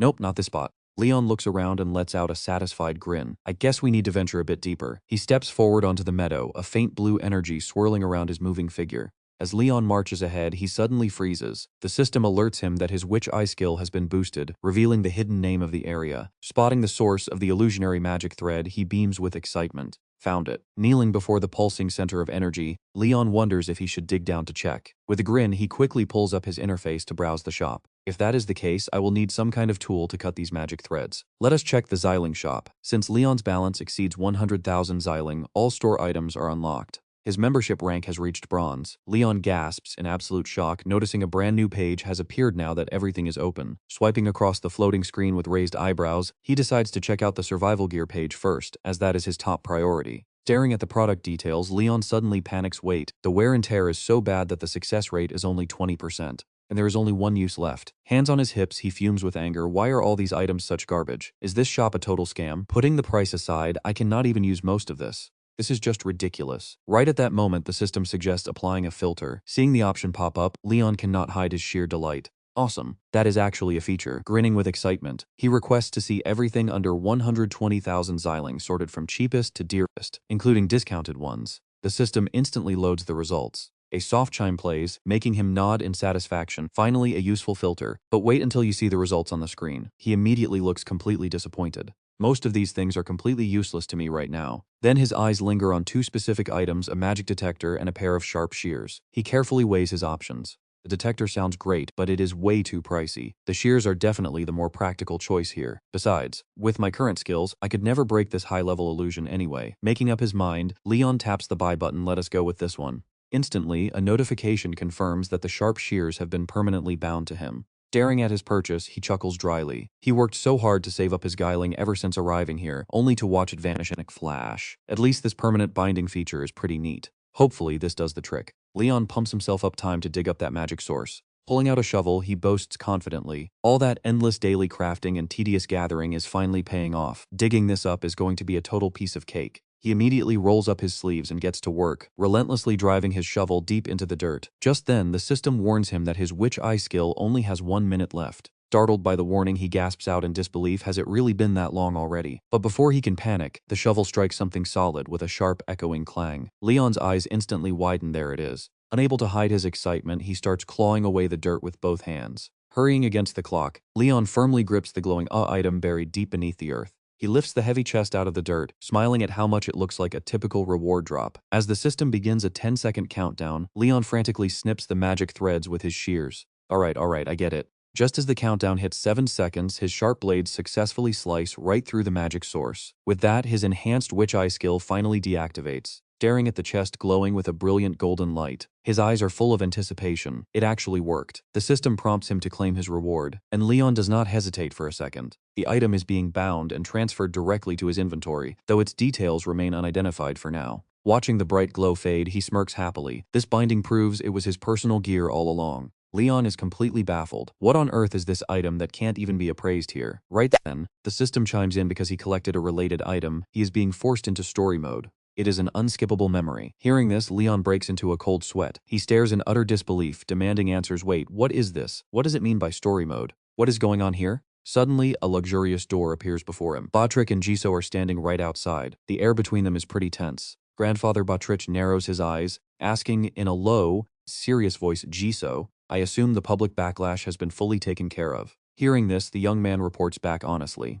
Yes, family head. We blamed the chaos on an earthquake, and there are no signs of further trouble. Jisoo breaks into a sweat, avoiding his gaze, and adds I also secured cooperation from the two princes regarding this matter. The head of the Swordmaster B. Dent family also promised to stop any false rumors. Batrick nods, thinking to himself that this is good, as it will prevent the rumors from spreading among the royals and nobles. Who knew the first prince's sheer incompetence would actually be useful now? He then asks in a deep voice, what about the temple and the underworld? The subordinates break into a sweat, replying we acted in both places before any leaks, so at least your brother's whereabouts remain a mystery. Batrick frowns slightly and tells them good, excellent work. He knows he must absolutely keep the information hidden from those two forces. The temple and the underworld. One has an archbishop who is completely obsessed with digging up everything related to the legendary hero, and the underworld was established by a former comrade of the hero, now grown into a massive faction. Unlike other fools, he thinks those two possess real intelligence. They have the brainpower to uncover the core truth, and honestly, if they look close enough, they will realize Leon has some serious secret power, which as we know is totally true. The first clue was the hero's potion. The second is happening right now. Trouble started the moment Leon stepped into the maze worshipping the hero's treasure. There is definitely something going on that Leon himself knows nothing about. Until I find out what it is, this secret must stay buried. Suddenly, a massive noise startles both Batrick and Jisoo, making them whip their heads around. The entire area begins to shake violently. Right then, someone screams in pure panic the maze is moving. Batrick raises his eyebrows and signals everyone, prepare yourselves. Jisoo speaks up hesitantly, taking a defensive stance. I can feel an immense force leaking out from inside. Jisoo stares in confusion at the strange light appearing on the door, stammering something is trying to break out. Suddenly, an object flies out and smacks right into Batrick's forehead, leaving Jisoo completely stunned. Batrick shakes with suppressed rage after taking the hit, while Jisoo picks up the item in confusion. What is this? He mutters in shock as he inspects the object closely. It is a folded letter. A sweaty, curious Jisoo stammers out this is, and then he slowly unfolds the paper in his hand. Scanning the handwriting on the paper, Jisoo confidently declares, though it looks like it was written in a massive hurry, this is definitely my brother's handwriting. There is no blood or signs of damage. Sweating, curious Batrick asks, what does it say? The young man looks up, his face turning pale. Right at this moment, the system announces that Leon has successfully accessed the story. After being knocked out for a bit, Leon slowly opens his eyes. Sitting up, he clutches his head.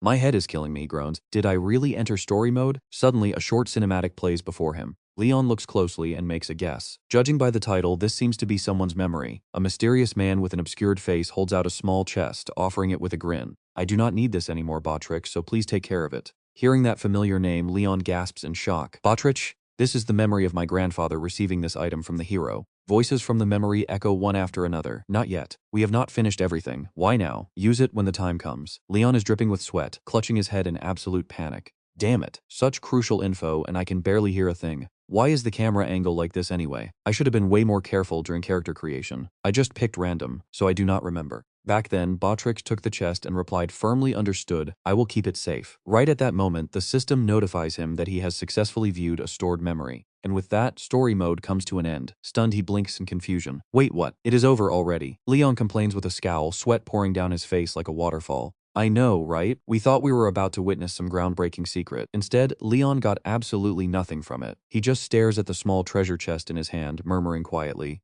Judging by the timeline, this must have happened during the war against the demons, and the hero left this behind for my grandfather to use when the day came. Inside, gorgeous accessories are shining brightly. Leon is a bit doubtful. Wait, this is the set that hides your skills? Leon slips the bracelet onto his wrist, raising an eyebrow. In the game, this item was pretty common and mostly used by players wanting to conceal their power. But in reality, it is a brilliant booster that grants extra experience points. I actually used to equip one on every single character just to farm extra experience. I have no clue which character from my account left this here, but they probably had no use for it anymore. Honestly, it showed up at the perfect time since I need to hide my mana, so I should be grateful. He gently closes his eyes. Right then, the system asks if he wants to inspect his mana circle info. Without a second thought, he replies yes. After a quick scan, the system reports his current excess mana is extremely low. Leon is shocked, questioning himself. Huh? That is bizarre. How can my very first circle hold this much mana? And on screen, a man clasps his hands together, focusing his magical energy, while Leon thinks to himself. Normally, people have to train and meditate day and night just to expand their mana capacity before they can form a second or third circle. Seeing this, Leon cannot help but feel curious. Why is my first circle so massive? A wave of worry and confusion washes over his face, but he quickly brushes those doubts aside. Whatever, as long as it benefits me, it is fine. He slowly stands up. Thanks to this item, his secret remains safe. Even if it was just event gear in the game, it is a legendary treasure here. Talk about a massive win. It looks like my coming-of-age ceremony is going to be unforgettable. Suddenly, Leon looks up, breaking into a sweat as he realizes something. Glancing around, he can only laugh bitterly. I am still trapped in this maze. His voice echoes through the silent chamber first. I need to get moving and find an exit. Just then, his foot accidentally steps on a book lying on the floor. Immediately, the system alerts him that access is denied. He cannot enter without permission from the library owner. But a second later, the system declares that he is actually the owner of this place. Leon blinks in complete shock. Wait, what? I am the owner now. He frowns, muttering with a worried expression, this must be because I cleared the maze. This was definitely not part of my plan. A notification pops up on the screen. The entrance has been damaged, initiating automatic repairs. The system then asks if he wants to teleport to the endpoint. Reading this, he gasps. What? The interior is completely ruined, and now even the entrance is broken. If things stay like this, Leon mutters, pale and sweating grandfather is absolutely going to murder me. I really do not want to get scolded. What do I do? He imagines Grandfather Ba-Trika's furious face, his voice booming with pure rage, you idiot. I told you to do whatever you wanted, not cause a literal disaster. Suddenly, his eyes light up. Wait, if I am the owner, can I fix it? The system then suggests resetting the maze, but doing that means all bound items will return to their original locations. Reading this, Leon immediately rejects the offer. If he resets it, all the gear he just collected will vanish. The massive library accumulated over the years will be lost too, so hell no. He asks if there is any other way. The system quickly gives another option, manually adjusting the labyrinth to repair it. The resources to fix the entrance will be delivered, but it is going to take some time to process. Leon nods, mumbling to himself that this feels a lot like restoring a save file. Since the last time he added books to the maze was a week ago, he decides to roll it back to that exact state, keeping only the treasures he has on him. Excitedly, he asks how long it will take. The system says 672 hours, during which he cannot leave. Leon stammers in disbelief, wait, how many hours? The screen boldly displays 672. Leon freaks out, realizing that translates to an entire month. Breaking into a cold sweat, he hesitantly asks if he can at least walk around inside the labyrinth while it is being repaired. System confirms he is free to move around the library. But Leon is not done asking questions. He wants to know if there is any way to send a message to the outside world while the repairs are running. Turns out there is an unused book chute. Leon brightens up perfect. He can send a quick note to his grandfather and Jisoo so they do not worry. Still sweating a bit, he gives a firm nod. Alright, let's do it. With a serious tone, Leon commands the repair to start. Instantly, the system gets to work, sending books floating high into the air under a mysterious surge of energy. Even the fallen ladder and wooden chair begin sliding back into place. The entire library space is actively shifting as the system announces a countdown of 671 hours and 59 minutes. Watching this chaos unfold, Leon puts his hands on his hips, totally satisfied. Alright, this is great, but can you warp me to the end of the maze? Spatial portal instantly opens up. Stunned by how convenient this feature is, Leon calmly steps through, telling himself that all he needs to do now is survive in here for a single month. Wait, hold on. He stops dead in his tracks as his jaw completely drops. Staring at a crystal clear body of water, he gasps, is that actually a lake in here? His reflection ripples slightly on the water as he walks up to the edge, completely amazed. He never expected such a massive lake inside a labyrinth, but at least it seems pretty safe. Just as Leon starts to relax, the system flashes a bizarre warning: this lake contains bilaterally symmetrical aquatic organisms and decapod crustaceans. Leon winces, asking if there is any way to explain that in plain English. The system complies, breaking it down. There are plenty of edible fish and crustaceans. If you try fishing, you can catch anything from common and high-grade species to legendary rare ones. Without hesitating, he asks how many rare fish are in there, and the system replies there is only one. At that exact moment, his ownership authority officially unlocks the lake fishing feature. But then Leon realizes a major problem: he does not even have a fishing rod. Cut to the next second, and a fishing bobber is already floating on the water while he happily hums away. Sitting by the shore, Leon happily holds his rod, glad he found gear in the system shop even though it cost him a pretty penny. He initially worried he might have to resort to eating the bait, but he is already reeling in a few catches. Whistling a tune, he laughs. Looks like starvation is officially off the table. And then boom! Out of nowhere, the bobber violently yanks down, and you can just feel the massive power on the other end. Leon breaks into a cold sweat as his fishing line stretches incredibly tight, leaving him totally shocked by this beast. This thing is unbelievably strong. Could it be the legendary giant fish? Gripping the rod with both hands, he tries to stay calm and reminds himself to take it slow. No need to rush. A bright purple fish head breaks the surface. Grunting with effort, Leon delivers a powerful tug on the rod, shouting in pure excitement as he reels it in. Right on cue, the system alerts him that he has caught a labyrinth carp. The majestic labyrinth carp gets pulled clean out of the water, and a victorious shout echoes. Leon beams with excitement, screaming that he actually did it. Confirming his catch, the system pops up a detailed description: no fine bones, zero muddy taste, and an absolutely stellar flavor. Looking at the massive labyrinth carp in front of him, Leon cannot help but marvel at his luck. This fish is huge. Leon looks down at his hands, feeling totally relaxed as he sighs. The thrill of reeling that in was absolutely amazing. No wonder people get so obsessed with fishing. Amused by his sudden awakening, the system joyfully announces that he has unlocked a brand new talent: fishing. Along with the notification, his mastery level immediately shoots up to level 1. Leon slides the labyrinth carp into his basket, thoroughly hyped. Perfect, this carp is definitely on the menu tonight. A highly nutritious meal is exactly what his weak physical body needs right now. Standing up, he carries his catch through a gorgeous field of lush green grass and blooming flowers, wondering if he should set up a cooking spot. Just like that, tables, chairs, pans, and other kitchen utensils materialize one by one. Leon gently places the labyrinth carp on the table, scrolling through the system UI. He recalls packing these items away earlier to prevent Jisoo from catching a cold in the woods, but now he can repurpose them. He decides to pull out his alchemy kit too. As Leon browses the screen, he suddenly spots something strange. What on earth is this? The system explains that it is a magic firestone, perfect for starting a campfire effortlessly. Relieved, he remembers it was a free gift, noting how this handy tool will make starting fires incredibly easy. He quickly selects it, and the moment the stone appears, it ignites a cozy little flame. Staring at the bright fire, he bends over with his hands on his hips, noting how much better the place feels with some warmth.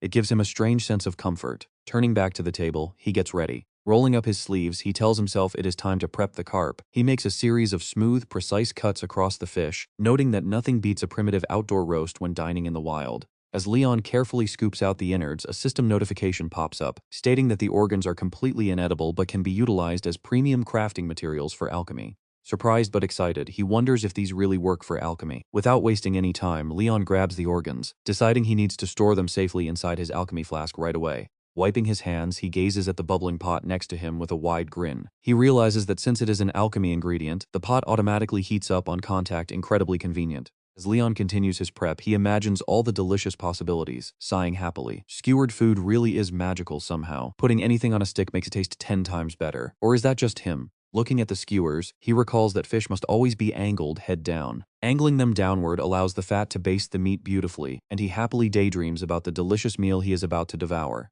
This technique traps all the sweet juices, ensuring a crispy skin on the outside and rich moisture inside. Putting his expertise to work, Leon slides the fish and veggie skewers right over the fire. He cheers happily as the primitive roasted carp is finally ready. Standing up, he glances over at his gear stacked neatly under a tree, wondering if he should set up his sleeping quarters while the food cooks. No sooner said than done. Leon quickly clears away the small stones, muttering that it is a bit tedious, but he genuinely enjoys the process of setting camp and keeps himself motivated. After all, who knows when he will get to experience something like this again? A little hard work is a small price to pay for outdoor romance. Looking at his handiwork, he grins, highly impressed. Just as he finishes, the rich aroma of roasted fish fills the air, making him turn around immediately. Talk about perfect timing. Leon sits down on his cozy chair, eyes sparkling as he admires the mouth-watering skewer. The system gently prompts him that the roasted labyrinth carp only provides a small boost to his satiety, but Leon's eyes are locked onto the final warning item: cannot be taken outside the labyrinth. He stares blankly in shock, mumbling that it is his first time seeing a warning like that. So this delicacy is exclusive to the maze. Shrugging it off, he lifts the delicious skewer and takes a big bite.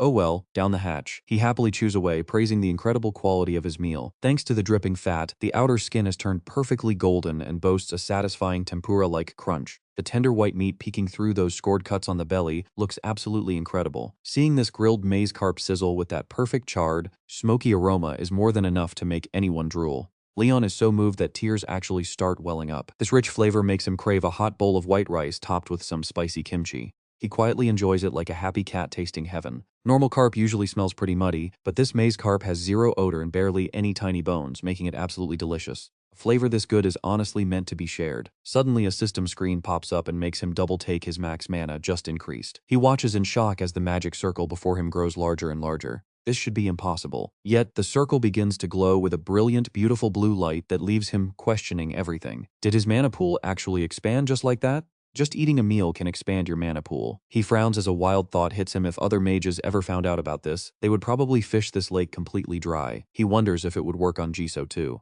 He definitely has to let his friend try some later. Suddenly, Leon spots the strange jar nearby and peeks inside to investigate. When a glowing pink gem appears, his eyes widen in pure confusion. "What on earth is this?" he asks. The system identifies it as Mazecarp Essence, a rare item that recovers mana. He picks up the glowing gem, examining it closely with curiosity. This is the very first time an item has spawned in his territory, so it must have some crazy hidden effects. Leon freezes, calms himself down, and lets out a mischievous grin. He taps the system screen, admitting he is pretty curious. Besides, with all the chaos lately, he has not really had a spare moment to focus on his alchemy skills. He figures it is best to just store it for now. Looking at the display, Leon feels pretty satisfied with his progress. He has been gathering every herb in sight, so his inventory is packed. In the distance, a couple of small mushrooms sprout, catching his eye. This maze is loaded with raw materials, overflowing with mana, and, best of all, nobody is here to bother him. He smiles to himself. Looking around at the gorgeous fields of vibrant flowers and endless green grass, a thought strikes him. Standing in this peaceful paradise, isn't this place literally his own private, high-speed leveling ground? That thought. Leon licks his lips hungrily and rubs his hands together with a sly grin. Good, very good. It seems the deeper parts of this maze have way more resources than he expected. Shooting stars silently glide across the quiet night sky, creating a breathtaking and peaceful view. But Leon quickly reminds himself of his priorities first. He has to finish eating this delicious grilled carp. Sunrise begins to light up the area, marking another day of Leon's survival inside the maze. Surprisingly, every single day that passes here feels incredibly peaceful. Today, he continues his leveling journey by catching some sweet maze crayfish. He managed to snag 3 of them, and his eyes sparkle with pure excitement. He can't help but wonder if his luck is finally turning. He brings them ashore to store them in his inventory. Suddenly, Leon remembers he still has some leftover flour from when he made cookies. Maybe it is time to cook up some hot noodle soup. Barefoot and at peace, he strolls along the lush green grass, feeling totally in harmony with his surroundings. As he walks, Leon realizes he is actually getting used to this strange maze life. Every morning, he checks the fish traps from the day before and inspects his crops near the forest edge. Seeing the healthy tubers in the dirt, he notes that his banana sweet potatoes are growing exceptionally well. Squatting down with his shovel, he decides he has enough free time today to go gather other resources. Leon is completely obsessed with harvesting everything from spicy maize fruits to fresh wild mushrooms and chrysanthemums. Holding a lovely chrysanthemum flower, he thinks it is his first time seeing one so pretty and it would look perfect near his camp. But suddenly the system screen shows a selling price of 300 coins, completely shocking him. He blinks in shock. Wait, can he actually sell this stuff? Just look at this. A completely new system feature is popping up, and he has never seen a notification like this before. It seems the Shilling shop doubles as a trading post. Holding the flower, he wonders if he can cash it in right now, but the price on the screen suddenly drops, leaving him completely confused. What is going on here? The price was 300 coins, so why did it just drop? Is this system seriously trying to haggle with him? Leon scoffs when a real-time market value warning pops up. So that is how it works, he thinks, rubbing his chin in deep thought. It seems he can only sell 1-star items right now, meaning that if he wants a fair price, he actually has to negotiate with the system. Giant question marks pop up on the screen. Leon takes a breath, puts on his best salesman face, and holds out the chrysanthemum bundle to start his pitch. Look closely at this, he says. If you dry these flowers and brew them as tea, they are incredibly healthy. It is also an alchemy ingredient that literally anyone can prepare with ease. Doesn't that make it way more valuable? It is definitely worth more than this low price. The system seems to reconsider his words, adjusting the offer to 280 coins, shocking him. He frowns in disappointment. He literally just gave the system valuable new information, and it only bumped the price up a tiny bit while still charging a commission fee. Talk about stingy. The system calmly states that the commission fee is mandatory under shop regulations. Leon sighs in mild annoyance, realizing there is no arguing with rules, but then a helpful notification pops up. It says the shop always listens to its customers, proposing a new price of 300 coins with simple yes or no options. Gets pretty excited at this sudden change. So this system is not completely rigid after all. Does this mean he can get higher prices just by being a good negotiator? He grins slyly, realizing that without knowledge you get ripped off. From now on, he will learn as much as possible to sell items for top dollar. Outwardly, Leon smiles and says he accepts the deal. The shop immediately confirms the sale for 300 coins, dropping a heavy pouch of money that he happily grabs. This is absolutely awesome, Leon cheers, before quickly asking if he can also sell processed goods. The shop confirms that he can, though his inventory currently has no sellable processed items. It also warns him that incomplete, fake, or bugged items are strictly banned from the marketplace. Leon nods, clarifying if that means he just needs to craft new items properly to sell them. Once the screen fades away, he stretches and takes a moment to appreciate his productive day. Today has been incredibly productive. He stretches comfortably, deciding that since he has gathered enough ingredients from his garden, it is finally time to prep some delicious food on his rustic table. Right on cue, the system suggests a hot and spicy recipe. Leon ignores the prompt completely, focusing on a bright red ingredient he is holding with excitement. Turns out these are actual whole peppercorns, which is absolutely fantastic for his cooking. Leon immediately gets to work dumping his ingredients into the pot, starting with the meat and spicy seeds in boiling water, before tossing in the cleaned field crab parts to build a rich broth. Meanwhile, he quickly preps the other ingredients, chatting to himself as he works. Once the dough is mixed, he slams it onto the table to make it more elastic before letting it rest. In the meantime, he prepares some soft mushrooms to simmer, thoroughly enjoying every single step of his cooking process. He drops the main crab pieces into the boiling pot, transforming it into an incredibly rich seafood soup. Sticking his spoon into stir, Leon can't help but admire the amazing aroma as he begins tearing the dough. Now that the broth is packed with flavor, he tears the rested dough into thin pieces and drops them in. He excitedly tosses in some fresh herbs, finishing it off with a large handful of wild chrysanthemums to simmer together. A colorful, fragrant pot of stew sits right before him. Leon proudly announces that it is finally time to eat, admiring how beautifully this rich, savory seafood broth turned out. He lifts a spoonful of soup to his mouth and says he needs to try the broth first. Leon instantly showers it with praise, saying this hot soup is unbelievably delicious and completely wipes away any hint of grease. Suddenly, he thinks of a special edition. What about the sujebi dough? Leon imagines the whole process coming together beautifully like a symphony. The hand-torn dough pieces vary in thickness, giving every single bite a totally different texture. The mushrooms and crown daisy greens mixed in create a pretty nice contrast. That subtle sweetness from the vegetables blends perfectly with the rich broth, opening up a whole new layer of flavor. Leon can't help but marvel at how these familiar tastes are dangerously delicious. Next, he scoops up a piece of meat, deciding to try the wild crab.